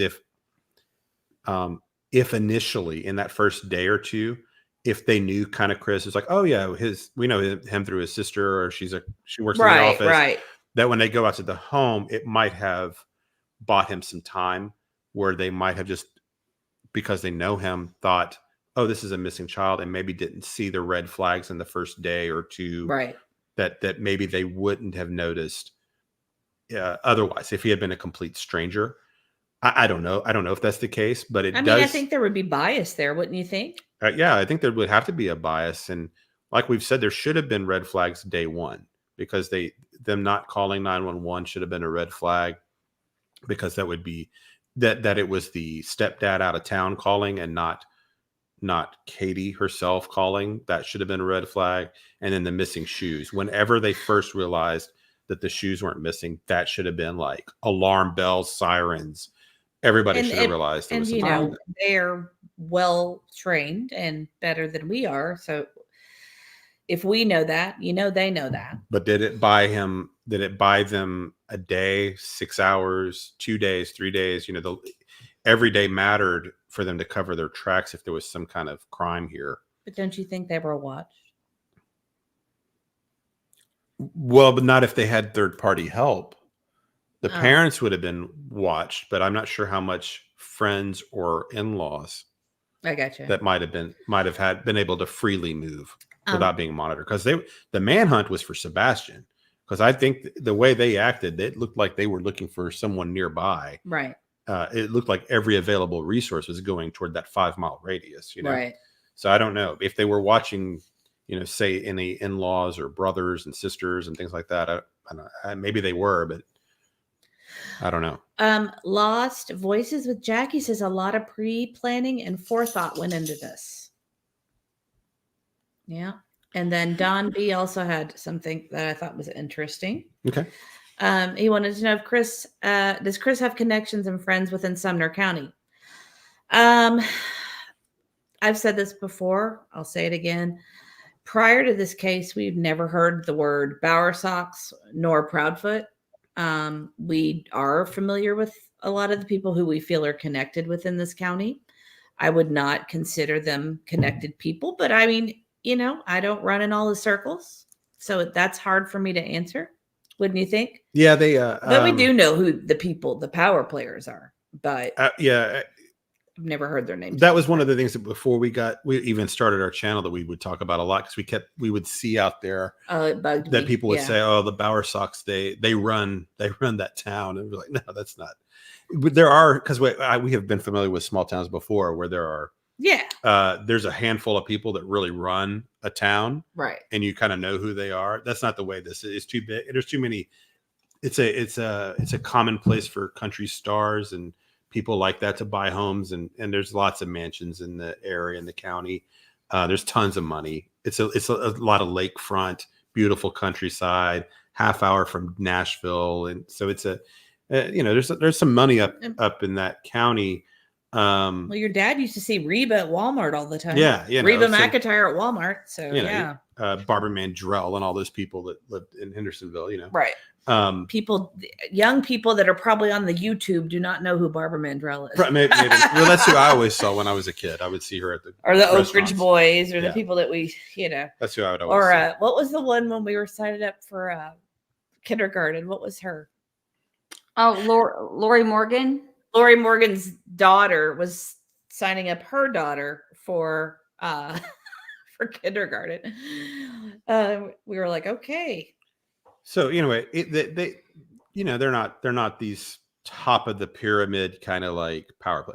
That's all we're kind of getting at. There's And what was that other band? doesn't mean they don't have some connections or maybe some people they know. I mean, she works in real estate, and they've got they've lived around the county in different places for a long time. So it doesn't mean they don't know somebody in a certain spot that could. But I don't. It's hard for me to take very seriously the idea that the law enforcement is completely covering something up for them. Sorry, I have a question. This is just something that's going to bug me. Okay. Do you remember when Bring Your Parent to Work Day or Career Day came around, and Little E brought home a pick from a band, No. like a famous band? Yes, I remember that. I just don't remember what band it was. But it was Career Day, and a famous band. Someone was. The dad was. He was the lead guitarist. I just don't remember who it was. Anyway, it was interesting. I don't remember. Sorry. But as far as power players, I can't remember who it was. I can't either. I'll think of it after we get off here. But anyway, What? Rosewood has, after all this time, my question to law enforcement is, what do you think happened to Sebastian? I don't think they'll let us know what they think. Yeah. I mean, that would be the question you'd want to ask, but I don't think they would tell us. Yeah, and I think Lost Voices with Jackie says, I believe LE have a lot more than we think, but they are hoping for a body to make a better case. I think they're looking for Sebastian and to make a better case as to what happened to him. Mm-hmm. I agree. For sure. Hi, Misty Fisher. We missed you in trivia. We had Hi, trivia Misty. tonight. It was so much fun. Hopefully we'll do that again next month. And Mama Bear is here. Let's see. Um, Oh yeah, that's yeah. Nina said in her interview, Terry Bowersock Sr. pulled out a bat, or a black and green baseball bat, and at the door and threatened to bash her and her children's head in. when she was crying and asking why they took Faith. Yeah, I've heard her say that as well. Oh, that's funny. Holly Irish said, driving to Franklin, Tennessee, I used to pass by Faith and Tim McGraw. They seemed really nice. It's funny. We used to see them at Whole Foods all the time. Mm-hmm. We would go to back in the days when we did gluten, case, and soy-free diet for our child with autism, and that was before anybody did that. So you had to go to Whole Foods. So we would have to drive across town to Whole Foods, half hour, 45 minutes to Whole Foods every week to get all of our gluten, case, and soy-free stuff. And we saw a variety of very famous if people. you're ever to Nashville looking for the celebrities, go to the Whole Foods. Go to Whole Foods that's early really, in the morning on a Monday. You're probably going to see. I probably see more celebrities at a Whole Foods than anywhere else. Oh yeah, Clint Black, and then a relative. I can't really say who. Jay Cutler, but that's a football player. You probably. Oh yeah, I used to see him all the and time. Girl, I'm like, who the cares? girl from the reality show he was with, whatever her name. I don't know. I didn't care about them. But a relative of ours was delivering pizzas and called us. Remember? And it was Nicole Kidman and Keith Urban. Yeah, we're That's walking, doing a nightly like walk with their dogs or whatever in their neighborhood. So yeah, that's just kind of Nashville. You just never know who you're going to see. Here's kind of where I want to go with. I do want to play. Can we play the? Sure. I was. We had it queued up at 50. I have it queued up at 50. Yes. I just wanted to, or did we already do that? No, we haven't started it. I have it queued up at 50. Okay, so I think this will finish up the belt thing, and then. This is pretty interesting too. Marcia says, all I know is Chris always threatens to bring for sure Bobby, and there was another man's name. And I've heard him or somebody mention a Bobby, like one of his buddies. Mm-hmm. Yeah, he says it like he's very familiar with them, you know. Mm-hmm. Yeah. That is interesting. Yeah, I know who you're talking about, and again, the name's escaping me at the moment. I swear, I feel like I need a database. I'm not even kidding. Well, I really Bobby like and Carter or something like that. That's what it is. Thanks, Misty. And one of them work for like TBI, I think, and then one of them is with Sumner County. I believe that's what it was. Mm-hmm. Okay. Yeah. All right. You ready? Yeah. So this was just an interesting soundbite to you, I thought. Okay. He hit Sebastian with a belt once 3 years ago, no CPS, right? But referring to this time, he says, now mind you, 15-year-old child, he's not real happy because he's in trouble, so he's being punished. So he shows, he makes the report, they come to the house, and the lady who comes to the house is the same lady we've had. She's had a case before. So not only did Chris lie about having used a belt, having admitted to using the belt on both occasions, but he also lied about how many times a CPS agent was called. And he said now the case that was before was something that didn't even happen. And it's like 3 stories that was shoved into one. When they finally got it debunked, they were like, oh, he got it so mixed up in telling one story. It mixed into all 3 and it caused a commotion. The fact that there was no effort made to clarify what the stories were, explain what the truth was, just, no, it didn't actually happen, and you should believe me, does not make me want to believe him. When I think about what Chris has said, the fact that he said that the time before, when Sebastian was 12, he hit him with a belt exactly once, and as we now know, that was a lie. And the fact that he now says that there were 3. Whenever it's convenient. Okay. Well, I wanted to address something real quick. I saw something here in the chat that I wanted to address. It says Ellie's, I think it's Ellie, are not going to give details of their investigation nor forensic results. We're not asking for results. No, just if it happened. If it happened, we just want to clarify. Yeah, not the results. Yeah, we wouldn't expect them to do that. We are very aware that there are things that they're not going to tell us, but we want to ask things just to see if we can get some clarity on some stuff. And as taxpayers of the county and voters, I think that we have rights to ask some questions. So let's go to the 52-minute mark. And this is a quote from the CPS worker that I wanted to Okay, let me take that. Oh, no one. Okay, there it goes. You said 52 minutes? 52. Okay, great. Sure.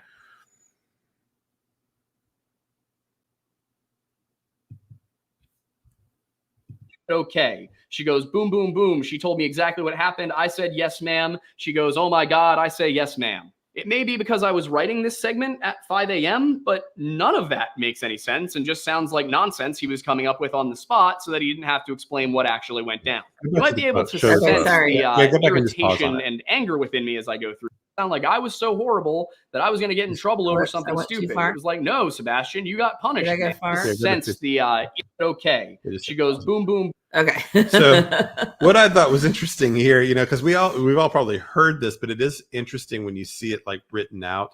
She's like, oh, hey, hey, I'm already don't. She's like, don't tell me anything, but I'm going to tell you what I know happened. And I said, okay. She goes, boom, boom, boom. She told me exactly what happened. I said, yes, ma'am. She goes, oh my God. I said, yes, ma'am. It's yada, yada, yada. Right. Right. It's like he's skipping over all of the any important. Right. This is nonsense. This is a nonsensical thing. It's like he's saying, oh yeah, there was this stuff that happened, but don't worry about any of it. It all ended up being okay, and of course he's always yes ma'am, because he always pretends to be this like Southern gentleman type when it's convenient for him. But I thought seeing the quote was kind of good there too. He gets hung up on all the stuff we do, and so where I kind of wanted to go with this next was basically watching the whole video all the way through. I'm thinking, okay, we're all pretty much in sync. We're in line here. I'm agreeing with everything that he's saying. He's seeing the same stuff that we're seeing. Like you were saying earlier, kind of reaffirmed your position on things. CB, Chris is lying. He's hiding something. Katie's lying also, just not to the degree that Chris is, because he's the math. I know. Tit for tat says I spazzed out trying to read this, right? So then he gets to the end of the video and he's doing his conclusion, and it was very surprising to me. So and I actually thought this was the most interesting part of the video. So let me find that minute there. His conclusion's at 55:45. Okay, hold on. Yeah. I'll tell you what, I almost feel like we need to do like a watch party for his next one, because I'm so excited about it. It'll get big numbers, I think. Yeah, for sure. I mean, I think he gets big numbers anyway. Yeah. What was the 55:45? Okay. He's just fast. He gets to the point very quickly. So that's what I think's really good about his style. And It's welcome giving me an back to ad. this US Sorry, Open guys. office plan. Miller just lobbed a Use message that. way. Sorry. Whoops.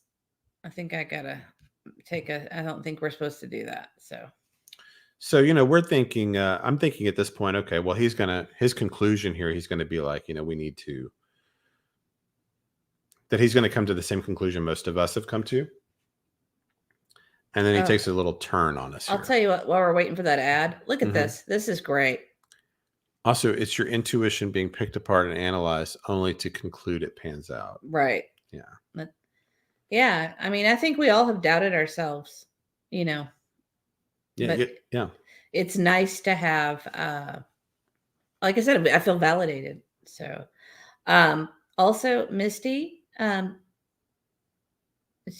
giving an update with her mother. She's on number 7 now. Her heart and lungs are doing much better as Oh, well. good. Thank you all for your prayers. Yes, we will continue to pray Great. for you and for your mom.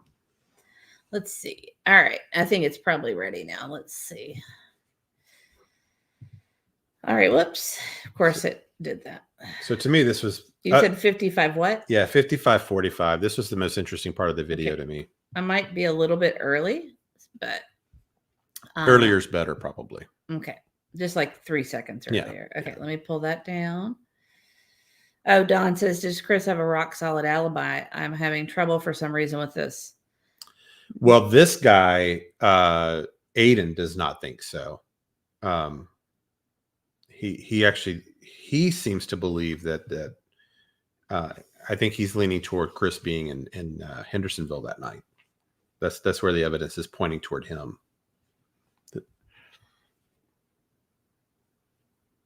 But no, it's definitely not rock solid. Most of what we have comes from Chloe. Actually, we have Chloe placing him there at 5:15, and we have We just have their word for it that there was a phone call, and Chloe placing him at the RV park at 8 o'clock. But that's our only source, and we don't know what her sources are. So I wouldn't call that rock solid. I mean, Chloe seems fine, but I don't know about her sources or not. Mhm. You know, when you have these anonymous sources, I can't call that rock solid. Okay. Let me take it off of that. Ready? More that I've wanted to say, so many more things that I've come across. But the fact of the matter is that this is not one of our typical cases. This is an open missing Oh, persons whoops, case. I'm so sorry. Just showing the audio. Okay. Sorry. I messed it up. So it was 55 what? 5545. Okay. Sorry guys. I didn't mean to mess that up. Someday I'll be seamless with Yeah, this. it's okay. Someday. Let's see. No, that's not right. Let's see. Oh, that is right. Okay, here we go. I always pause it in the worst places for this guy. All right. More that I've wanted to say, so many more things that I've come across. But the fact of the matter is that this is not one of our typical cases. This is an open missing persons case involving a child who very well may still be alive. And if he is, the last thing I want to do is spread some kind of misinformation that causes something bad to happen to him. I think I said in this video that I do have a hypothesis about what happened here. And if I'm right, then there's a very real danger of something bad happening to Sebastian. But if I'm wrong, I don't want to distract from legitimate leads by causing a social media frenzy over what I think may have happened. To that end, I'm holding back some aspects of my research. I'm holding back some of the conclusions I've come to until I can share my findings with law enforcement. And I'm very grateful to be able to say that on this case specifically, I have some very powerful allies. I have already begun that process of getting in contact with law enforcement, and I'm going to be spending the next week going through more interviews, more information, and also taking a closer look at Seth, Sebastian's father. Like I said, right now, I think I have a pretty strong hypothesis, but I need to make sure that I'm not missing anything important, and that means more research. As it stands, however, I'm very interested in a few specific questions, Up there. given what Okay. So that to me, Look, this is so I paused like so it's been unfortunate. possessed now, right? Yeah, I paused so unfortunately. That to me, that was I did not see this coming as far as his conclusion goes. I assumed he was going to be saying that he thought there might have been some kind of accidental unaliving or premeditated or something along those lines, like most of us have come to the conclusion. I mean, I've been of the opinion that I don't believe that Sebastian's been alive. I hope he is, but I don't. Everything points to me toward that not being the case. He's looking at the exact same evidence and interviews and everything, and this guy seems to be completely logical and reasonable, and he's come to a different place. I really hope he's right, and so it made me start thinking, okay, so what is he seeing that I'm not seeing as we're looking at the same information? Right. It was surprising. Yeah. And so I've thought a lot about, I've been thinking a lot about what he highlighted in this video. So when you, if you're seeing us before you've seen him, or even if you've already watched his video, I think the challenge that I'm going to give myself, and maybe we could all do as we go back and review him later, what is he seen that's giving him hope or reason to believe that Sebastian is alive? So let me I just want to kind of get your opinions. Yeah, let's get your opinions. What do you think, Auntie, first? What did you? I want to hear the people in the chat even the too. chat. I want to hear everybody's opinion. Why what makes you think he thinks that, or what am I trying to say? Help me say it. I'm so bad at this. I can talk all day long if I'm not on camera. And I sound great and articulate, but when we get on camera, man, I just can't do it. It's all right. Everybody freezes up sometimes. It's okay. Will you say what I'm trying to say? I don't know what you're trying to say, so I'm sorry. What I'm trying to say is I want to hear what everybody in chat thinks why he would say that. How did he come to that conclusion? Thank you. What is Don't you think though that there's some information that maybe he's come to the realization or uncovered that he didn't share that possibly led to his conclusion? Yes. Because I think he's withholding some of that information. I think he's telling us the main key points that he wants us to see as the lies and the things that don't make sense. But I think he's withholding some information that's kind of helping him reach that conclusion. Yeah, that's what he says. And he says he's going to share whatever this is with law enforcement. One of the things I'm wondering is it something we already know? Maybe it's new to him, but it's something that we've all discovered at various points. I just don't know. I don't know what it is. So one of the things I kind of started thinking about was, okay, there are indicators, if you look back on all of the interviews, that Sebastian could be alive. There are the things that Chris has said and Katie have said where it's like, oh, when he comes back home, he's going to have more friends than he knows what to do with. I know one day he's going to walk through that door. Right. Chris has indicated that everyone's going to feel foolish when they're suspected them, and he ends up being alive. He's kind of said, and Katie said that too. Yeah, they've both said things along those lines. I know there've been a couple of times they've referred to Sebastian in the past tense, but largely they do talk about him in the present tense, like he is still alive. So that's another maybe indicator just from the interviews, if that's what he's looking at, that he's hopeful. But I know if you go back and listen to his whole analysis earlier, he seems to think there's a couple of things he keys in on. I feel bad for this guy. I have to fix this. What's that? It's just get him out of that. Okay, he's doing it for a while. Okay, there we go. That's much better. Better. He focuses a lot on Nina and Faith. I think that the Nina Faith thing is going to be a part of whatever his hypothesis is, because he spends a lot of time on it and the motives. But I can't make it make sense to me because Sebastian was leaving. He was going to Seth anyhow. So if you had the idea that Faith, for him to get, he wants full custody, but that's been the appearance that he started to try to get full custody in January, and that Sebastian was going to go live full time with Seth. So it seemed like his plan might be working. If he thought it gave him a better chance to get Faith, if Sebastian were out of the house for whatever reason, then things were going fine. That wasn't going to get derailed. Mm-hmm. The problem is what happened? Why suddenly would that plan have changed where no, we can't send him to Seth? That doesn't cut it. He's got to disappear either permanently or temporarily, whichever way you think. It seems that somehow Aiden thinks that it's temporary, that he's alive, hidden somewhere maybe, and that he would be in danger if people figure it out, that he's being hidden away. That maybe that's what he's getting at, that he could be in danger for that reason. I just don't understand the plan, what kind of plan that would be to hide him, because eventually he's got to come out. Well, unless they've had him drugged the whole time where he was unconscious, what's he going to do? He's going to tell them what happened. And we know that, he was only recently diagnosed in the last year with autism. So he has verbal skills and was supposedly on grade level. So he's going to be able at 15 years old to share what experiences he was having during the time that he was captured or away. And so I think it's just really hard to find out, I guess, to come to the rationalization that that's what happened. And he's just going to show back up and everything's going to be great and nobody's going to get in trouble for that. I don't, unless he was, kept somewhere where he can't see anyone. Or he doesn't know the people that are keeping him. Right, with strangers or something. I don't know.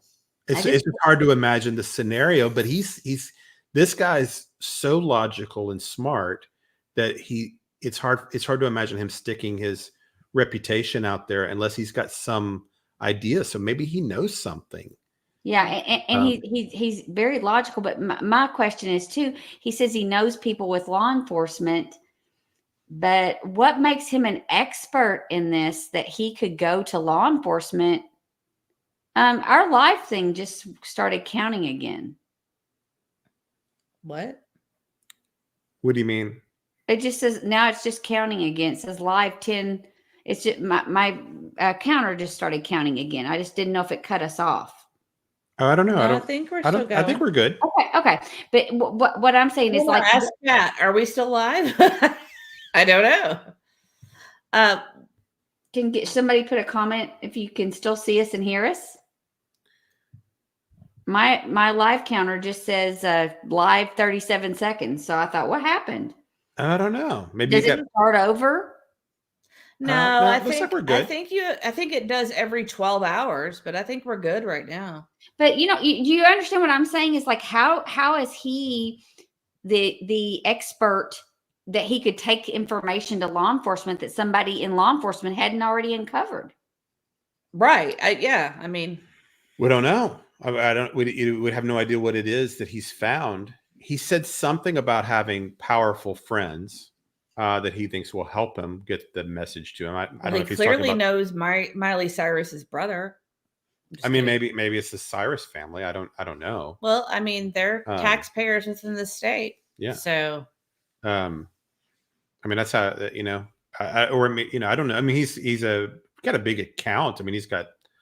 Right. I'm sure he's got. And I really like him. I just wonder, where his theories, why he thinks that his theories may be what law enforcement needs to solve the case. I guess that I just have I'm not questioning him, but just also wondering why he thinks that he might have pieces of information that no one else has. I don't know. I don't know if he's found a court document, found an arrest, maybe he's got a source. I mean, so that's the thing about a guy with a platform like this. When we do a show, we've got a few thousand people that watch one of ours, but this guy he'll have hundreds of thousands of people that will watch his video. Who knows what somebody out there might have seen or knows knows, maybe reached out to him privately and said, "Hey, I know this."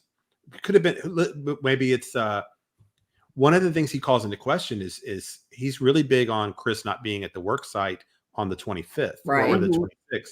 Maybe he's got a source at that construction company that says, no, Chris wasn't here that morning.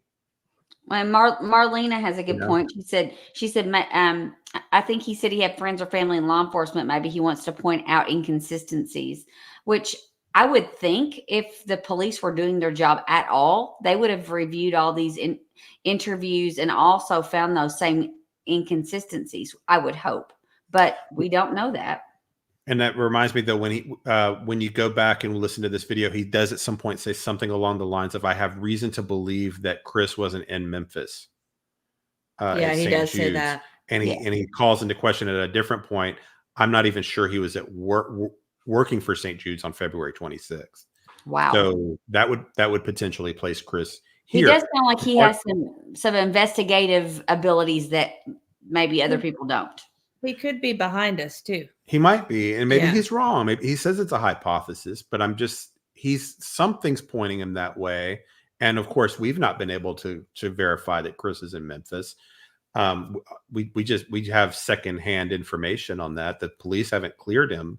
Police haven't said where he's been. And there have been other creators who have gone to the work site and said that, he is not. Yeah. That no one would be on the work site that early in the morning. And, so, I mean, it just depends. And the other thing, when Chris talks about on Nancy Grace, he's talking about if he mentions it in this analysis, he goes, are you going, because he left Hendersonville with the camper and Katie went back to Memphis. And they're like, oh, are you going back to work? And he says something like, well, I'm not sure if I've got a job or not. And I think he says that's in limbo. Yeah, it's all up in the air and all that kind of thing or whatever. So why was that all up in the air? What had happened? Well, was he not been gone. I'm just saying, though. Oh, I know what you mean. I'm saying there's questionable stuff around him, right, and around him being at work, and so maybe he knows something else in conjunction with all that. The other thing he says in this conclusion part is he wants to dive into Seth more. But he doesn't really, I don't know if that's connected to his theory or if he's just saying that kind of as a tangent of, well, now that I've analyzed Chris and Katie, I'm going to also go analyze Seth next, or if Seth plays a part in his hypothesis or not. I noticed that too. But I think it has some, I think he's believing that, that Chris was there. I think that's what he's thinking for some reason. And I think a lot of us we've gone back and forth, right? We have gone back and forth. We've been all around it. I mean, yeah. Sometimes I think he's there, sometimes not. The dog thing really bothered me. Dog thing bothered me. One of the reasons K-Max says that Seth was in his chat too. Seth was in whose chat? I'm assuming she means the chat from this video. From this guy? Or I don't think it was live. Was it? He does like a premiere, like Deception Detective. Smart. I think he even answered some people or responded to people. But K-Max said Seth was in his chat. Oh. Yeah. So I'm going to be really interested to see what else this guy's got in this video. On his third one, it should be up in about another few days. I think he takes about a week. Marlena says, I was happy to hear from Seth that he is or has talked to Chris McDonough from the interview room, although he understandably couldn't elaborate. Yeah, that was something he mentioned, I think, on the live stream, right? Yeah, he did. Yeah, that would be great to get McDonough more involved. So I don't know. So this is hopeful. The thing to me, I do feel like, yeah. Can I take this down, or you need me to go to somewhere else? You can take it down. The next thing I want to do is 57-minute mark. And okay. Ginger Girl go ahead says, and talk, and I'll work on that while you're talking.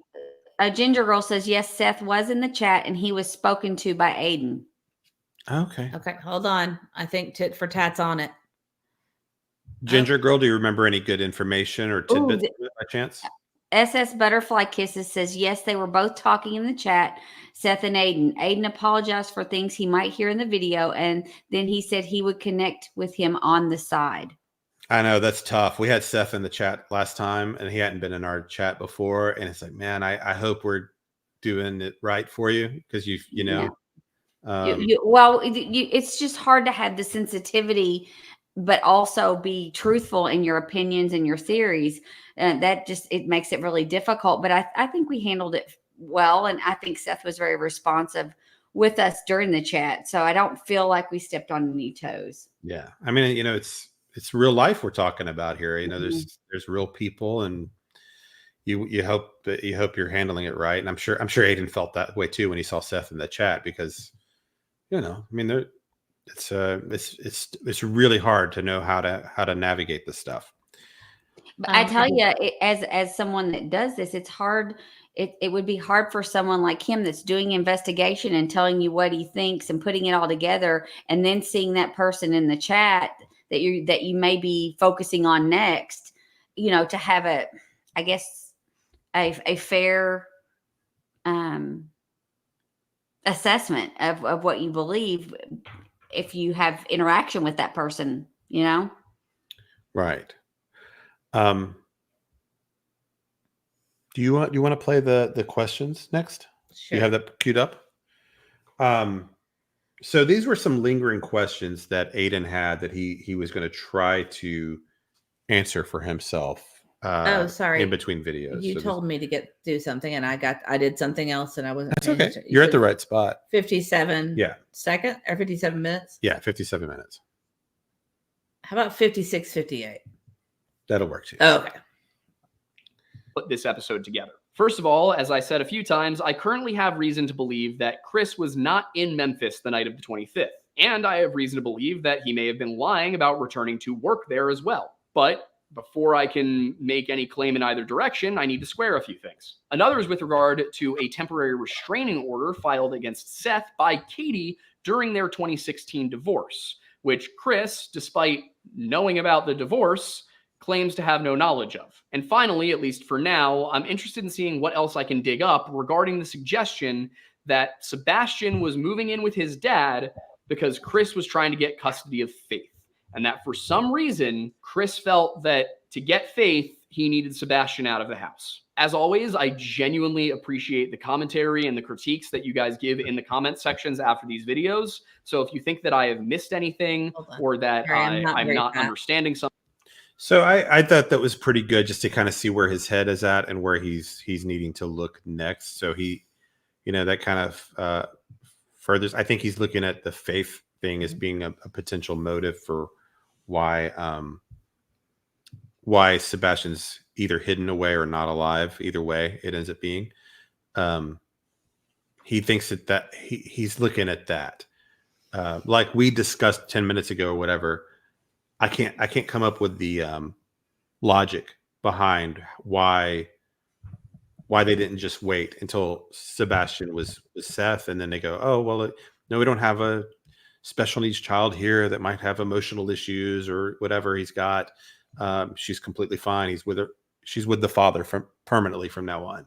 You would think that might resolve any conflict there, right?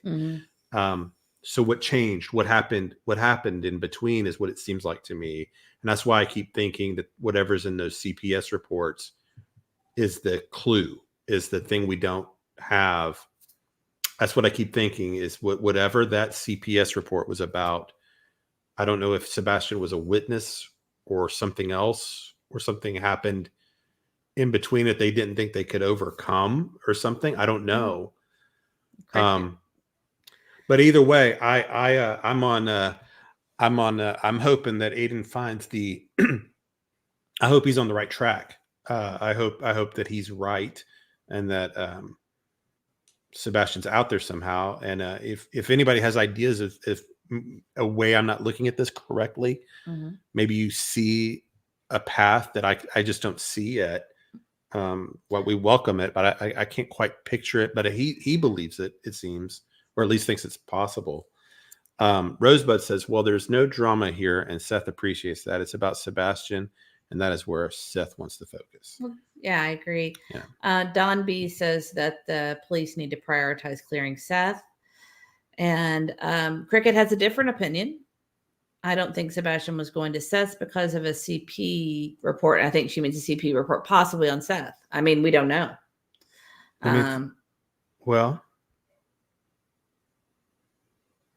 But we do know. Well, that would have been a monkey wrench into the plan, wouldn't it? Yeah. I'm just looking at different comments and kind of looking at everybody's different opinion, because, different. We all don't have to have the same opinion on stuff. We all, different opinions help us come to, open our minds to different ideas. So.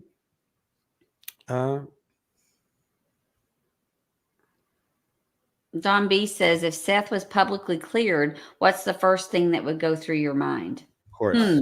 That's a great question. Well, one thing I've said repeatedly is that I feel like that maybe Seth has not been cleared because if he were cleared, that the Proudfoots would just, it would make the Proudfoots look guilty, and people would, at least on social media, tear them apart.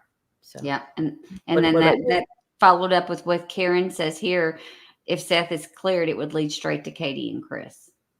What do you think? I think that's exactly right. It put a big bullseye on them, and the law enforcement probably doesn't want that. They probably don't view that as helpful.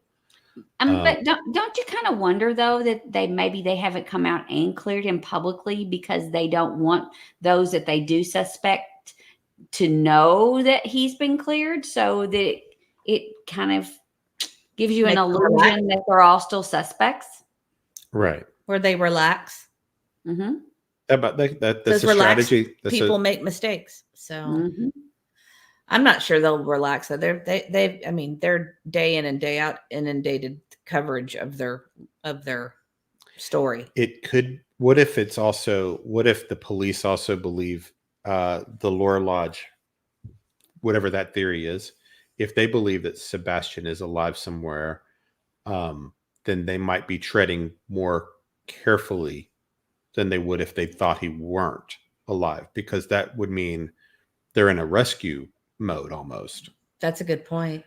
So they may not want to be coming out and shaking up anybody, because the hope would be to get him back alive if he's held somewhere. Well, Seth has said repeatedly, that he was holding out hope. Yeah.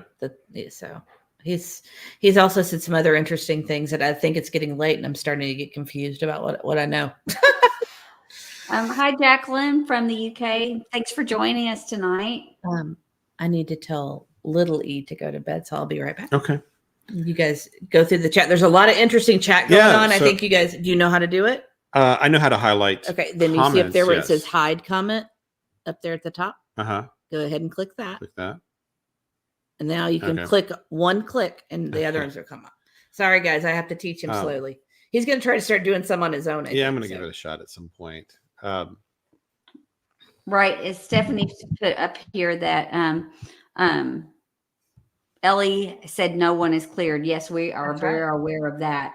And like I said, I think possibly that they have not cleared anyone just because they don't want those that may be the biggest suspects to know that.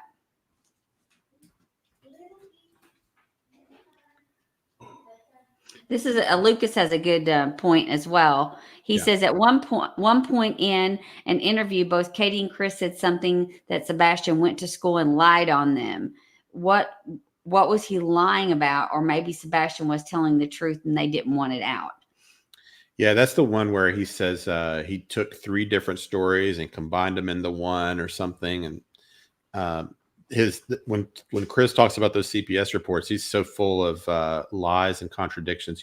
You just have to assume that everything that Chris is saying about it is not likely true at all. Other than that it happened, because there'd be no benefit to telling someone that you had a CPS report on you if you did. Right.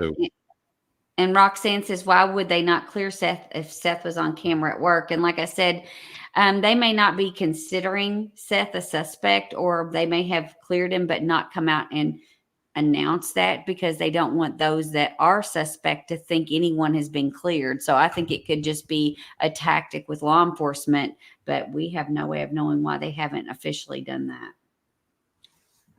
Yeah, and I to me, it's probably just because they'd be putting a target on Chris and Katie's back, because theoretically, if Chris's story is true, he does have a very solid alibi, because if he were on his phone in his camper until 11:30 and at work at 5:15 that morning, it's not possible for him to do what he would be alleged to have done. Right. If that didn't happen, then he can't be cleared.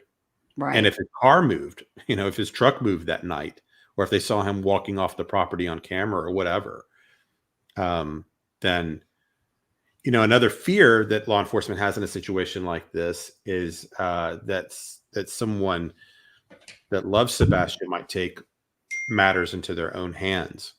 And if you put a target on someone like that, you might have vigilante kind of justice, and they don't want that either. Right. Exactly. So that's another reason they don't just come out and name somebody as a prime suspect, even if they have one.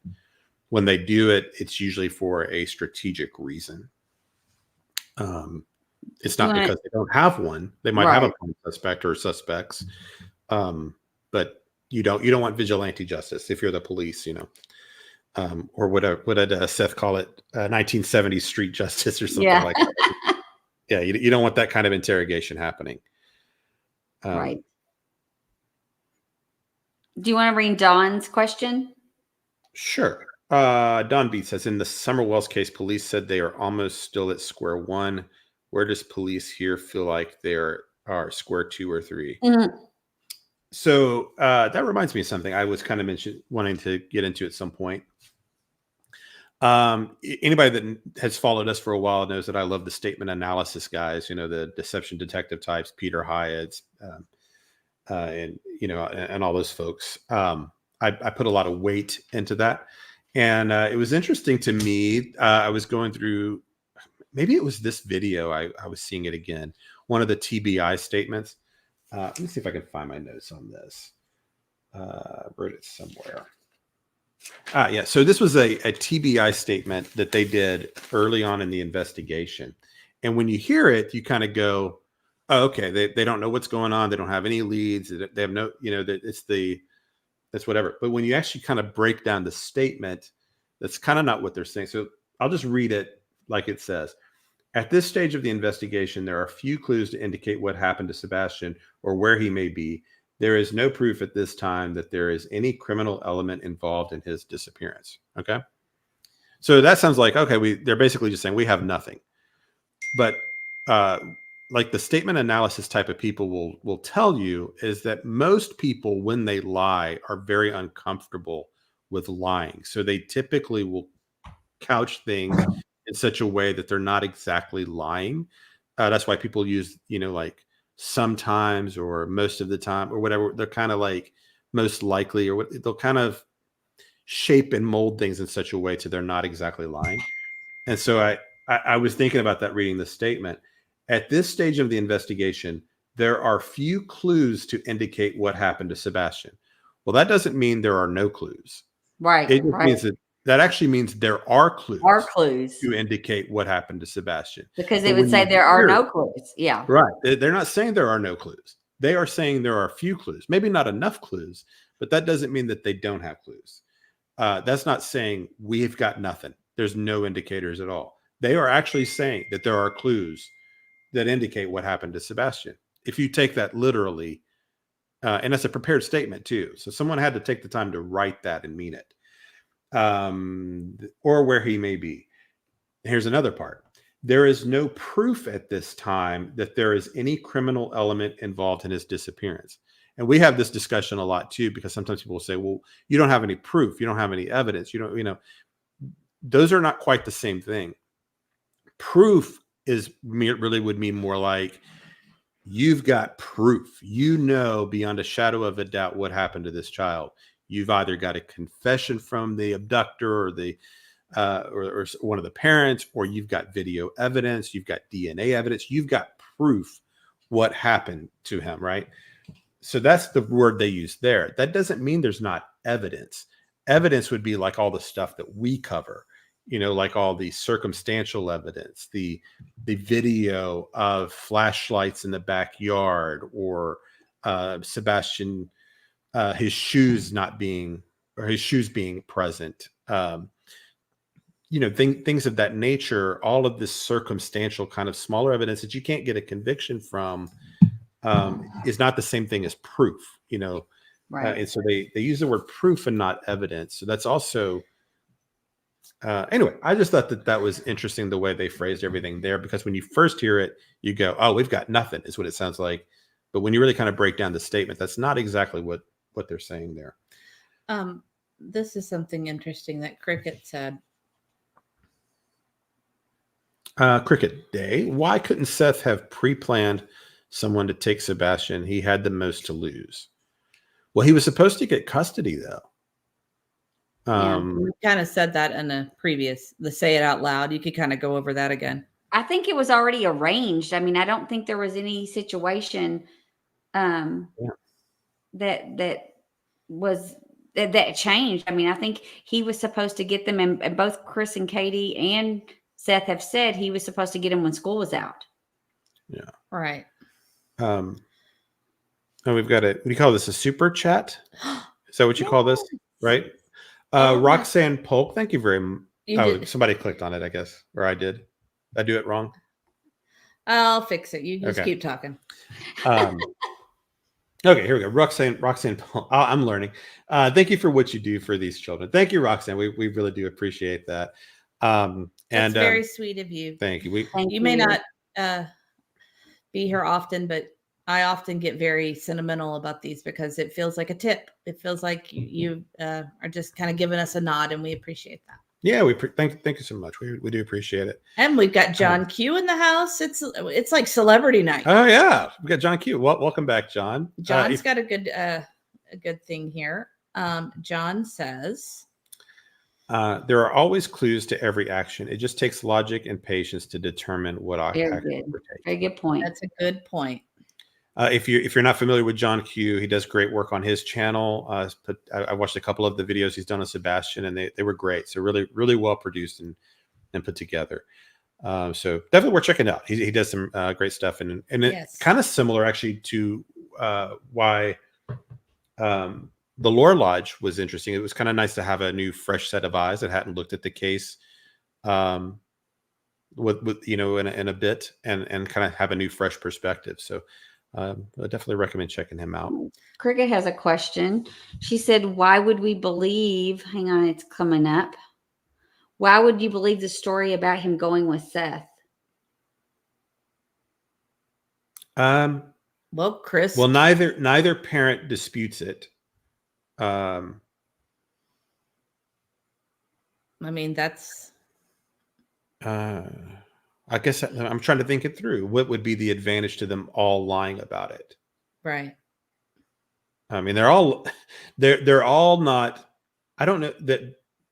I don't trust any of these people just at face value, because whether they're just getting things wrong or deliberately deceiving, there's a lot of self-interest in all these parties. So you can't take anything they say at face value, but I would have to think of what the motive would be for Katie, Chris, and Seth to all lie about Sebastian going to live with Seth at some point. And also, Seth did talk at great length about the reason he was going to be doing that he was going to be getting intensive therapy and he was going to be doing it through home. So I'm not really sure what the motivation to make up that story if it wasn't true. And both sides agreed, and we know that they didn't always get along. So if they both agreed on the steps forward and that he was going to be getting extensive therapy, and that was the reason, I'm not sure why they would lie about it. I know there are some. I don't know if you're in this camp or not. I know there are some people out there with theories that Chris, Katie, and Seth are all in this together. That's probably a minority opinion, but there are people out there that think there's a kind of a conspiracy between the three parents.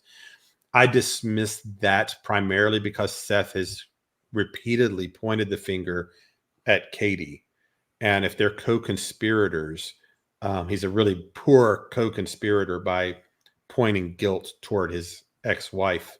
If they're all in it together, you wouldn't think that you would do that repeatedly, really, kind of shading, casting doubt on her if they're working together in some kind of nefarious criminal way. I don't think that that wouldn't line up logically to me. No, yeah. Primarily for that reason. And there's a lot of ill feelings between all of them. So it's hard to imagine them coming together on a common criminal act like that. It'd be difficult for me to believe that. And Cricket did say, she said, "I would not allow my son alone all night, 12 hours while I worked with a 15-year-old autistic child." And I agree. I think it was really common for him to be left at home alone. Katie and Chris said that he would come home after school, and then he waited until they got home and was home alone during that time as well. And that was explained. So, like I said, he was higher functioning and he was on grade level. So a 15-year-old at home is not that unusual these days. But is it a great idea? I don't know. I don't know. I mean, Seth's not a wealthy man. I don't. Got to work. I mean, he doesn't have support system. His family's in another state, so which is actually another reason why I've never believed the runaway story, because it would have been far easier because Sebastian's high functioning. He could have planned. This is not a situation like if my child with autism went missing, it would be because he didn't understand the danger he was in. He would be wandering down the street to go to play at a park or go to the store or something and not realize he was even lost. He wouldn't know he was lost. Right. That's different. Sebastian was in typical classrooms and could take the bus and do all these things that, it wasn't that debilitating of a condition for him that he couldn't be alone. Obviously, I mean, he was, because he was home for 12 hours at a time. But and Katie believed that also. She wouldn't come home till like 7 o'clock at night. So he'd have this 4-hour period after school where he's home alone, which is why I don't believe the runaway theory, at least not a planned one, because all he would have had to have done is come home after school on Monday and just leave, pack his stuff, walk out the door. And Katie wouldn't know he was gone for 3 or 4 hours probably. Why in the middle of the night would you plan to do it that way? Wouldn't make any sense. He was left alone all the time. He could have waited till he was at his dad's house on one of his overnight shifts and just left. There would have been a lot of opportunity where he wasn't supervised. So that's just one of the reasons that theory also doesn't work for me. I did see one here was a little bit further back, but I like it. It's interesting. Sure. One Mad Gina. There is no evidence Sebastian left the house, no signs of a struggle. If Sebastian was carried from the home alive, he may still be alive. Very, Right. very good point. Good point. I mean, even if the flashlights, that could have been Sebastian. Could have for been all a we lot know. of things. Yeah. It could have been Sebastian walking to a car that he knew. What if we think, if I haven't spent a lot of time thinking about it being Chris, because it's been hard for me to believe.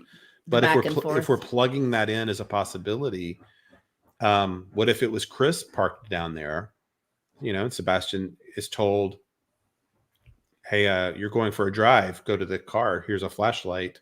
And it's him walking through or being led by someone. Well, and then there's a light that goes back to the house. That's the one. Right, but that could be Katie going back home.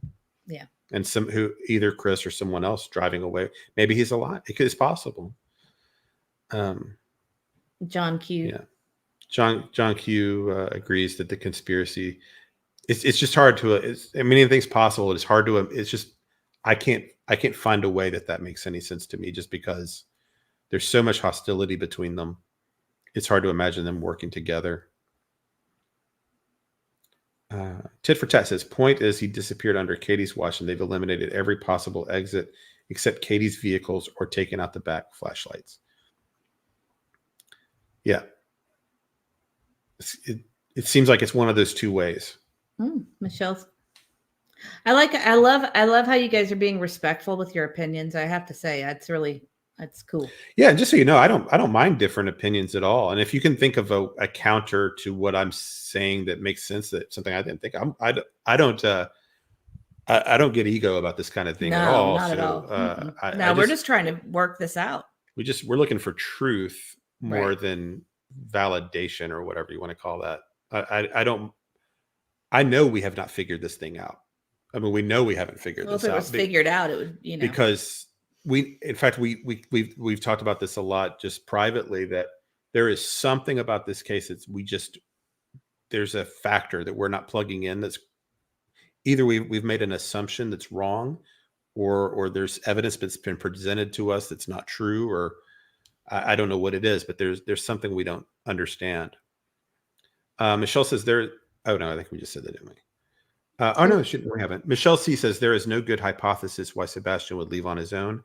He left with someone he trusted.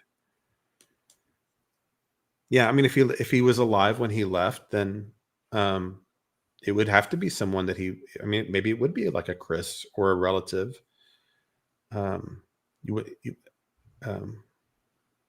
It's interesting. Holly Irish says, question, please. If he is alive, what is your take on where he could be Mr. E's Crimecast? So it's not something I've spent a lot of time thinking about myself, because I have not really believed it. But I've been since I've watched Lura Lounge, I'm kind of considering this more. There was the trip, the bus that went out to Alaska or out to the Pacific Northwest. Maybe they've got a connection or a friend. I would think it would have to be with some kind of family member if he's alive, someone they trust. Yeah, and they've got. There's also been the theory that they had him in some kind of place to get therapy, like some kind of school. But I think that would be very difficult for them to pull off in the United States, because I would think they would get missing children reports and that kind of thing. And there have been a lot of calls, I think, made to facilities throughout the United States to see if anyone has a child that meets his description. And I haven't heard of any results of that coming back yet. You know, one thing that's hard is like when I think about like what kind of plan that could have been to keep him alive. If they had some plan, like thought, oh, we'll send him here, we'll get Faith and we'll get custody of Faith. And then when he's 18, we bring him back. It won't be a crime then. You know what I mean? Like, because then he could just walk back and say, oh, I'm not missing anymore. I'm 18 years old. Because that kind of thing has happened before with missing people where they're runaways. And they come back, they're 18-year-old. They go to the police station and say, hey, I'm not missing. I'm found. I'm an adult. Mm-hmm. I'm where I want to be. And then the whole thing just gets dropped.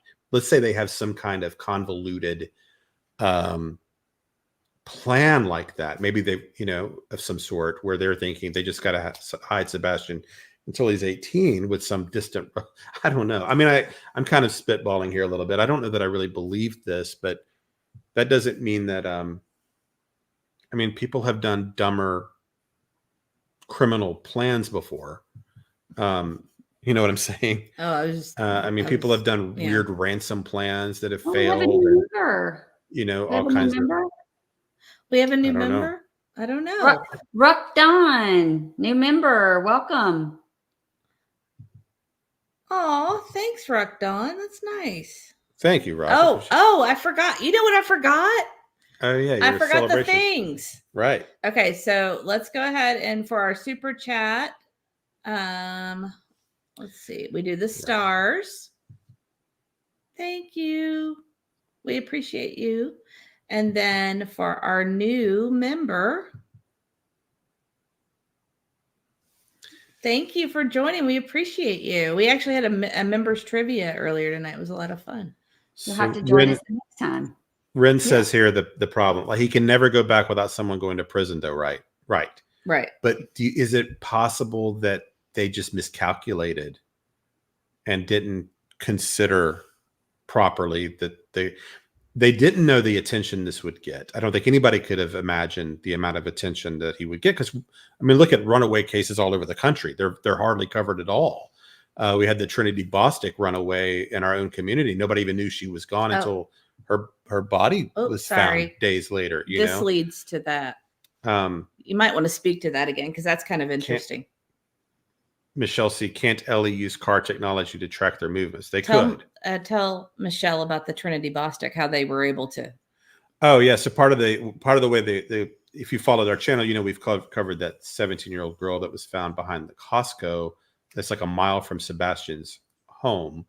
Part of the evidence they used for that was license plate recognition technology that we have on that bypass here in Sumner County, which I didn't know we had that or not, but we do apparently. So they were able to track his movements with that. So if any of these people went out on the bypass that would take you to Interstate 65 or any other major interstate, that's the main bypass near their home, then they've been tracked. Then they certainly know which cars came and went down that highway. If they took back country roads, less likely as far as that goes.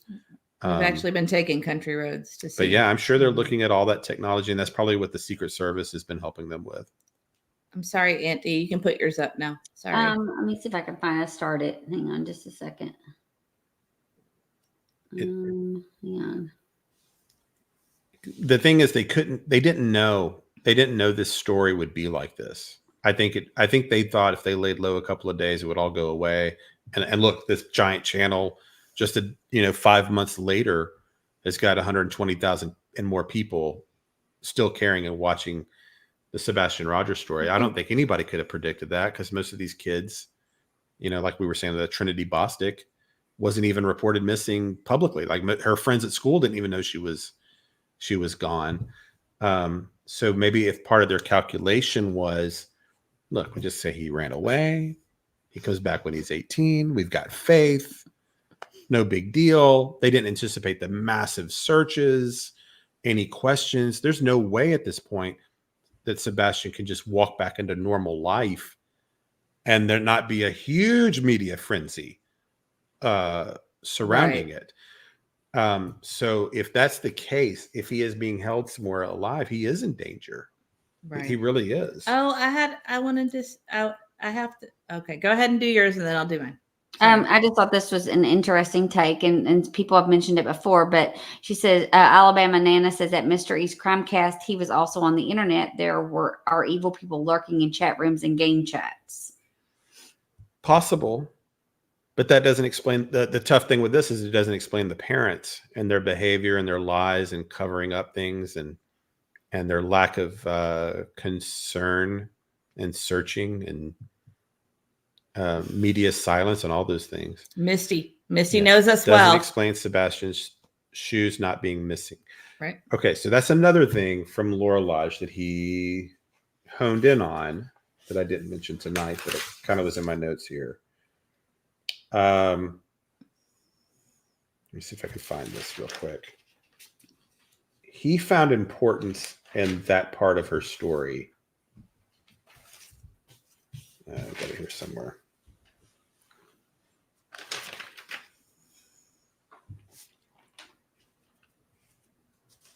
Sorry. Well, while you're doing that, let's see. Oh. Go ahead. So there you'll hear this in the Lura Lounge, the second part, the part 2 that he does. There's a part where they're talking about the shoes being accounted for or not, and that Katie gets a little dodgy about the number of shoes. She won't give the number, and then she says, "Well, I can't give the number of shoes or something, but they've all been accounted for." That was so odd. And then Chris says something like, "Yes, she can't tell the number of shoes, but they've all been accounted for." But then Katie, like, Lura Lounge notices that she goes in to kind of correct Chris and specifically says, "No, I have accounted for all of his shoes." So I'm not sure what that distinction is supposed to mean to her, but she corrects that it's not law enforcement that's accounted for his shoes. I have accounted. Like, well, who else would account for all the shoes? Who else would know? Why was that? So there was something that kind of caught Lura Lounge, or I don't know if he goes by that or he goes by his name Aiden or whatever, but it caught his attention, and it was something he kind of highlighted in his video. I think he, from the way I took it, is he thought that she was purposefully correcting Chris when he said law enforcement, confirmed or whatever, and she said, "No, I confirmed." Right, but why? Why make that? I don't know why, but I thought it was odd. It was odd, and why would she emphasize that she was the one? Mm-hmm. So what if they're not all accounted for?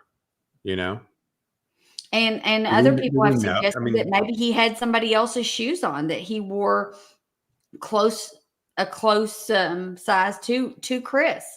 And what if he put someone else's shoes on to leave? That's also been discussed. But they were very adamant from the beginning that he did not have any of his shoes. Misty Fisher says that doesn't explain Sebastian's not missing. Shoes not missing. Yeah, shoes not missing. So, but it doesn't really explain it. But I can't think of the missing persons. Where I was hearing this, someone was talking about how they had been a runaway as a child, how they had run away from home in an abusive situation. And that the way they did it was that they had a go bag in the woods with a change of clothes and money. And that they ran away when they were like 14 or 15 years old and went and lived with an older sibling until they were 18. Huh. And let's say if it were thoughtful enough in some possible way, maybe they were like, "You're not taking any clothes with you." Even if it's Katie and Chris working together with Sebastian to hide him away. Maybe they said, "Look, you can't take any clothes you own. We've got a set of clothes that you're going to change into, and then you go out the door." Mm-hmm. That we don't have, that we can't be traced back to us. That can't, footprints, shoe prints, all that kind of stuff wouldn't be. I don't know. I'm just kind of thinking a little outside the box on a possible explanation. But that I've thought about that guy that was talking about being a runaway when he was a kid. It's like, man, that's a lot of thought for a 14-year-old to have a go bag with a change of clothes hidden in the woods. and that's how he had money stashed away because he had been planning it for a while, and he was with an abusive parent. I would almost think that Sebastian he was high functioning, and he appears to have been surrounded by abuse. He might be motivated to get out, but the problem, of course, with all of that is that there's no scent and there's no too. video. He's a child that could, it seems very hard to believe he could be out there on his own without being found. But I mean, things again, though, what did we say this afternoon in the car? Because, guys, we talk about this all the time. A creator early on said something that really hit home with me. They said, do you think he was some type of ninja that could weave and bob between the cameras and not get seen on camera anywhere else in the middle of the night? This person, that the parents describe as, special needs. You're saying that he can just, get past all these cameras and sneak out of the neighborhood and dog sense and everything else and not be caught. And that really is the crux of it for me. That's the part that I come back to every time. So, and based on comments, and it seems like his relationship with Seth was relatively good. And what John Q says is if Sebastian walked out of the house that early morning, I'm sure he would have contacted his father, Seth, somehow to let him know why he left. However, that didn't happen. I think that's a very valid point. A good point. If he was unhappy in that home situation and he wanted out, that probably the first person he would contact would be Seth. But after a weekend of fun and everything going your way and playing, going bowling and getting to go to your favorite stores and your favorite restaurant and eating your favorite foods, it seems very unlikely that a child would pick that time to run away. Spaghetti pancakes. That reminds me of another thing. So, how when we look at the big day of fun, or the colossal popcorn and spaghetti pancakes, all that kind of stuff. We drove by BJ's today, so we were talking. There's one way of looking at that where you're like, she knows this is his final day. I'm going to make it as special as I can. Like when you're on death row and you get your steak dinner before, almost like that. Reminds me of a dog that you have to put to sleep, and you take it to get ice cream, or you give it a steak, and you make it a special day. It's very eerie. And that's kind of what it seems like. But what if it's not that? What if it is they were planning on hiding him away with some distant cousin for 2 years, and she was like, I'm not going to see my kid again for years. Let's go have a great day. And then you'll be packing your bag tonight. Maybe he knew it or not. They ferry him out to that car in the darkness, or she drives him in the trunk that morning, whatever way we think he gets out of there, or never even makes it home from Texas Roadhouse, is dropped. Who knows? We don't know, but that either one of those theories kind of works with that day of fun. If you know what I'm saying. Does that make sense? Yeah, it could all work. It fits. It fits either theory. Because you might just be like, I'm going to have the best day I can with him because I'm not going to see him for a long time. It could be either. Karen says, I think there needs to be a law. Maybe Sebastian's law, so parents of missing children can be tracked within the first 24 hours. Innocent parents say yes, guilty say no. It's a good point. Yeah. It's a great idea. Tit for Tat sent us a super sticker. Wow, thank you, you Tit sweet for Tat. thing. Making our music for us. I mean, Tit for Tat takes care of us. Yeah, I've really. always got something fun in my email or in Discord. Thank you, Tit for Tat. Oh, wait. Let's see. What is it? What is it I do for those? Super stickers? I don't know. You do confetti? I guess I do a star. Was it the thank you? Maybe. Didn't you have a thank you? I do. I have a little The video. stars are good too, though. Yeah. I like the stars. Yeah. And here's a great point. And then too. birthdays have balloons. Alabama Nana says, remember how long Elizabeth Smart was missing? That was a case that was wow. That was another one of those abduction cases. Thank God it ended well.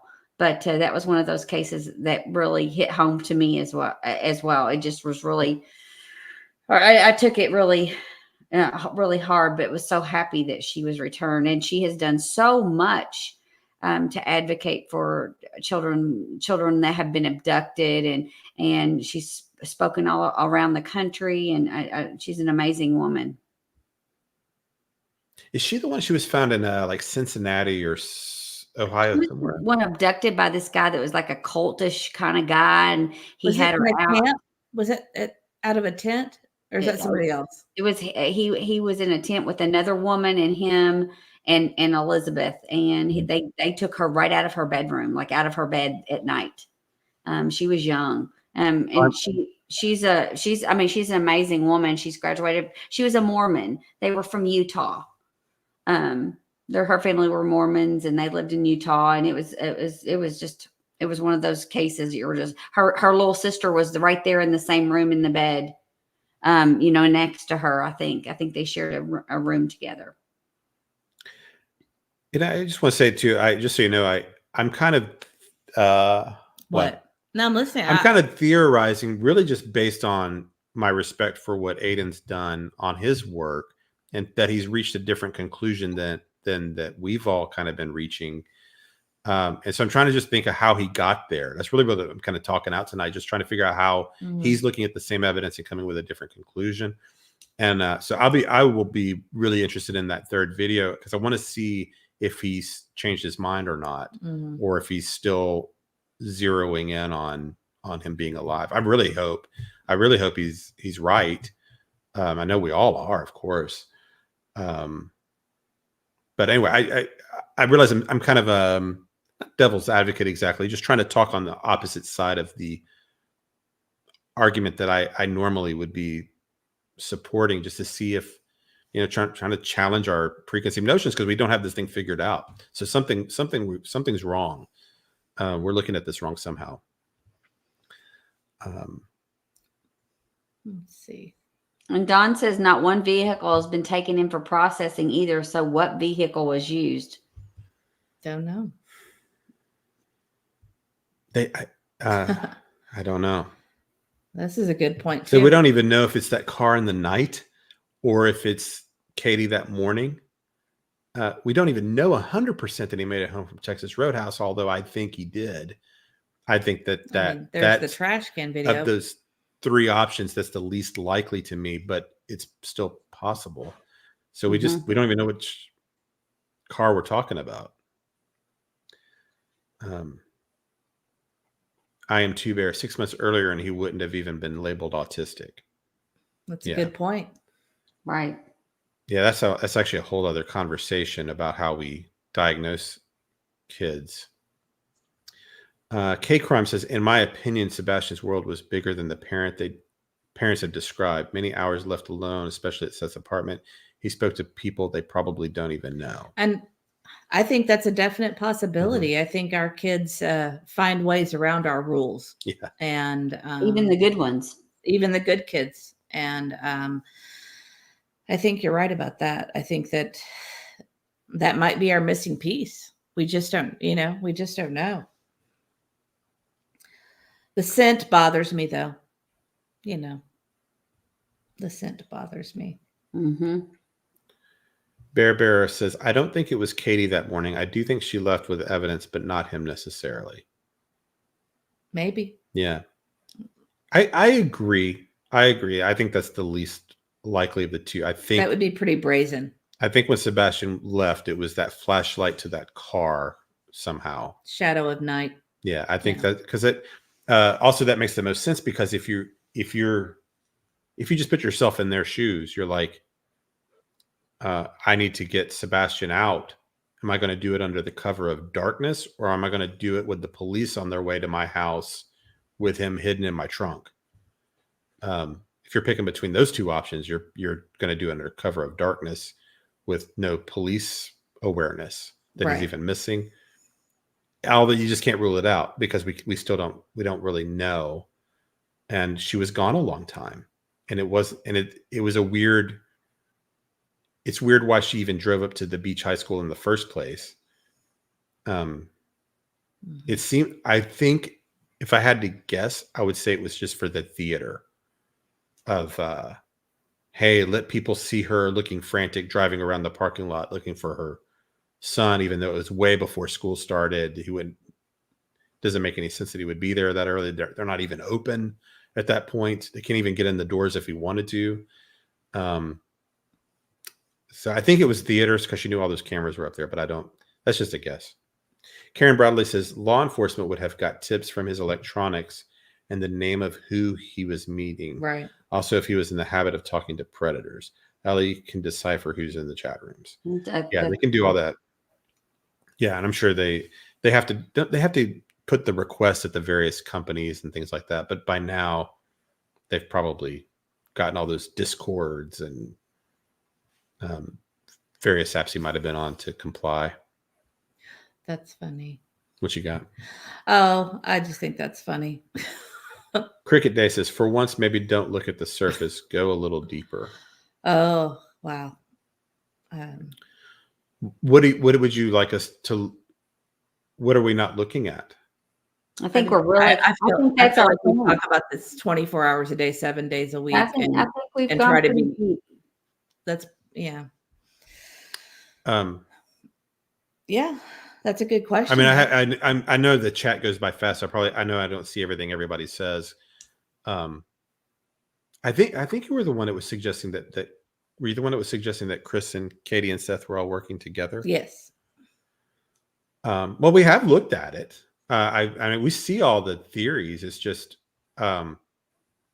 you just come to the place where you say why, if you're in a big conspiracy with Katie, do you point the finger at her and go to Nancy Grace and basically call her a suspect to her polygraph person? And other interviews, you suggest that she's guilty of foul play. The last thing in the world you would do is you would not be pointing fingers at your accomplices. If anything, you'd come out and say, you'd be like Chris and Katie are, where they've got each other's back completely. They never cast doubt on each other. That's how you would act if they were accomplices. If you were Seth, you'd say, hey, look, I realize how it might look to some people, but I know Katie. She would never do anything to harm her child. That's beyond. We may have our differences. We may be divorced. But he doesn't say stuff like that. But if he were an accomplice of hers, then he would, if that makes sense. It's not that we haven't looked at these things. It has to make sense. And that doesn't make sense to me. It's kind of, I mean, you could say a UFO came in and snatched him from his yard when he was taking out the garbage. But, you know, that doesn't make sense. So you got to kind of, I feel like we've kind of gone beyond the surface and really dug deep to find the theories that we've developed. But if there's something we've overlooked, we're open to it for sure. Yeah. But I feel like, you know, I especially try to look at it from both perspectives. And I keep coming back to the odd behavior. I keep coming back to the odd statements, the leaving. I mean, I think about how a typical parent would react with a missing child. And they do quite the opposite. So. Yeah, Red Hanniger says so many unanswered questions, not even a press conference to help stop the theories and speculations.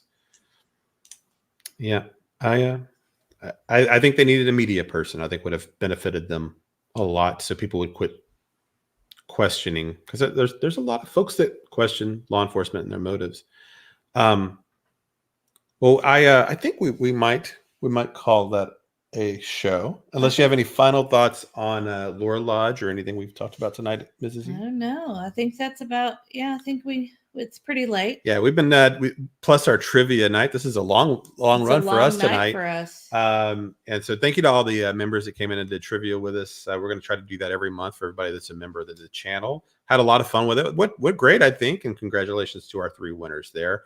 Aunt E, do you have anything you'd like to, any thoughts we didn't get to that you had in your mind about No, I really enjoyed the Lura Lodge analysis of the interviews up to this point, and I think definitely someone I'm going to continue to follow, because I'd like to just hear his perspective, even if we end up not agreeing with what he says.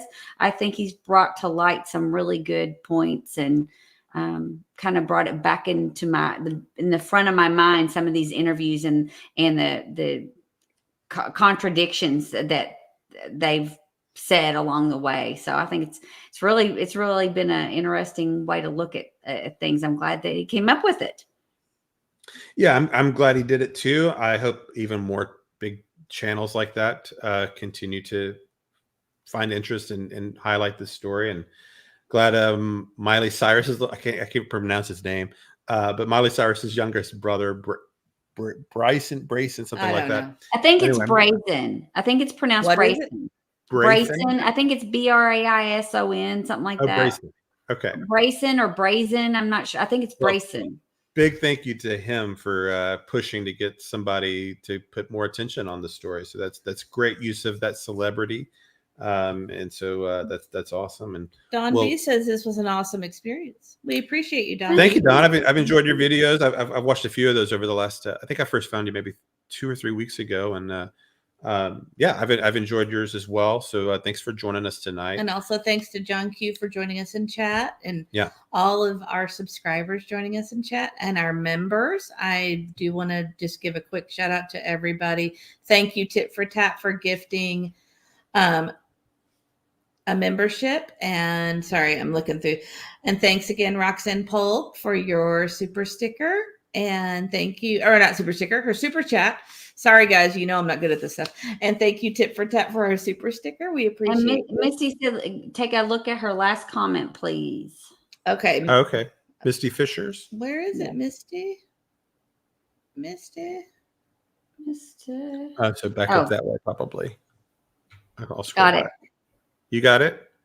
Misty says the telltale sign for me is K&C and T&K actions behavior since Sebastian was reported missing. None of them have behaved as innocent parents, step-parents, step-grandparents. Agreed. No, definitely right. There's something wrong with the whole crew there. Yeah. Absolutely. I will be surprised if we ever find out all the truth. I will be surprised if all of them do not at least have some knowledge of what's happened.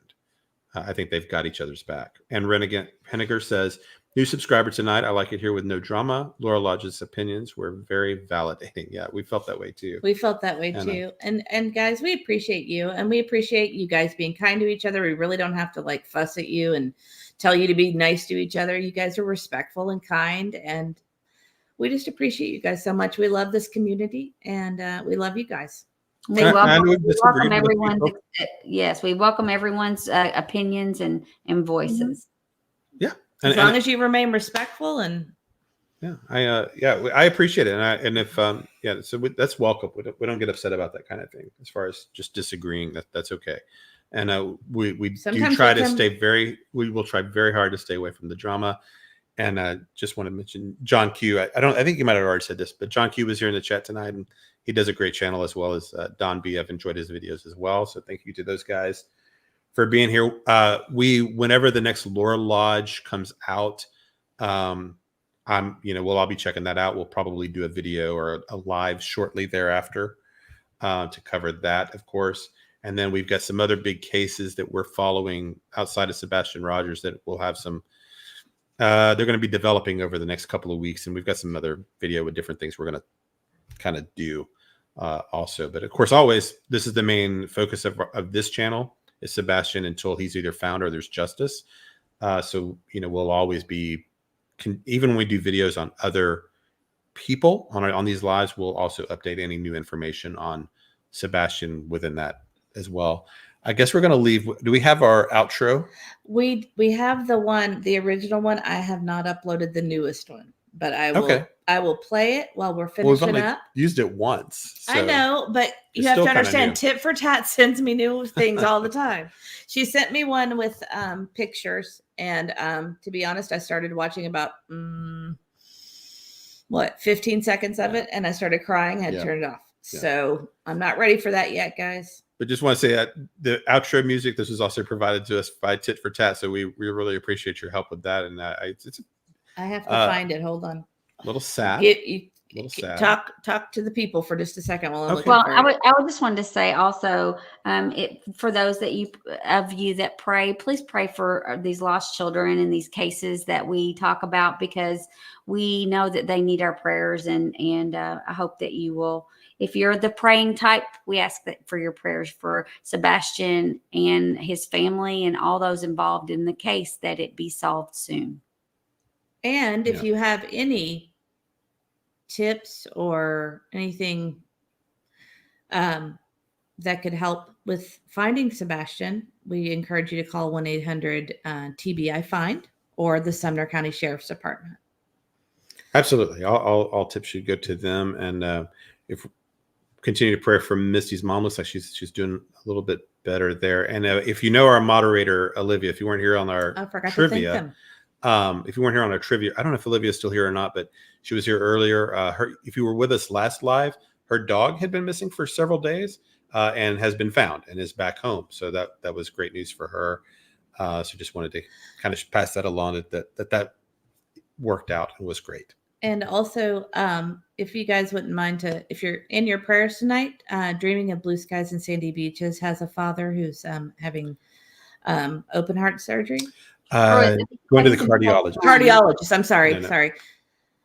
Has had open heart surgery in the past. Yeah. Yeah. Sorry. I get confused. But apparently it has a reason to go back tomorrow.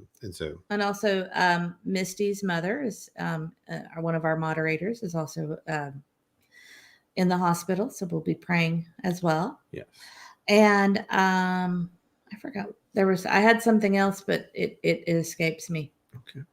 Oh, I just wanted to thank our moderators tonight. Yes. I want to thank K-Mac, Tip for Tat, and Olivia, and also Misty for being here tonight and helping out. I don't think we had anything major. I did see one. I didn't realize K-Mac was a moderator now. Did I know that? I made K-Mac a moderator. Oh, okay, great. I mean, after you have coffee with somebody for 2 hours, I think you can trust them. Yeah, of course. I guess I didn't know. Oh, there's the wrench. Okay, I see. Yeah. Great. And thank you guys for joining us tonight. We appreciate you all. You guys are so sweet. And we are going to play our outro now because I've got it ready. Thank you guys. Thank you, everybody.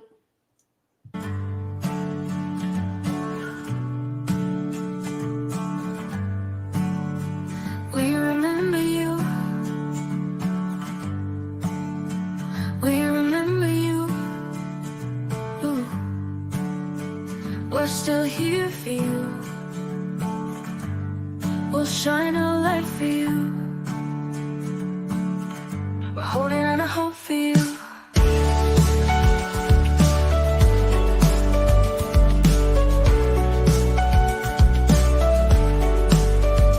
We remember you. Ooh. We're still here for you. We'll shine our light for you. We're holding on to hope for you. We're holding on to hope for you. Ooh. We remember you. We remember you. We're still here for you. We'll shine our light for you. We remember you. We remember you. We're still here for you. We'll shine our light for you.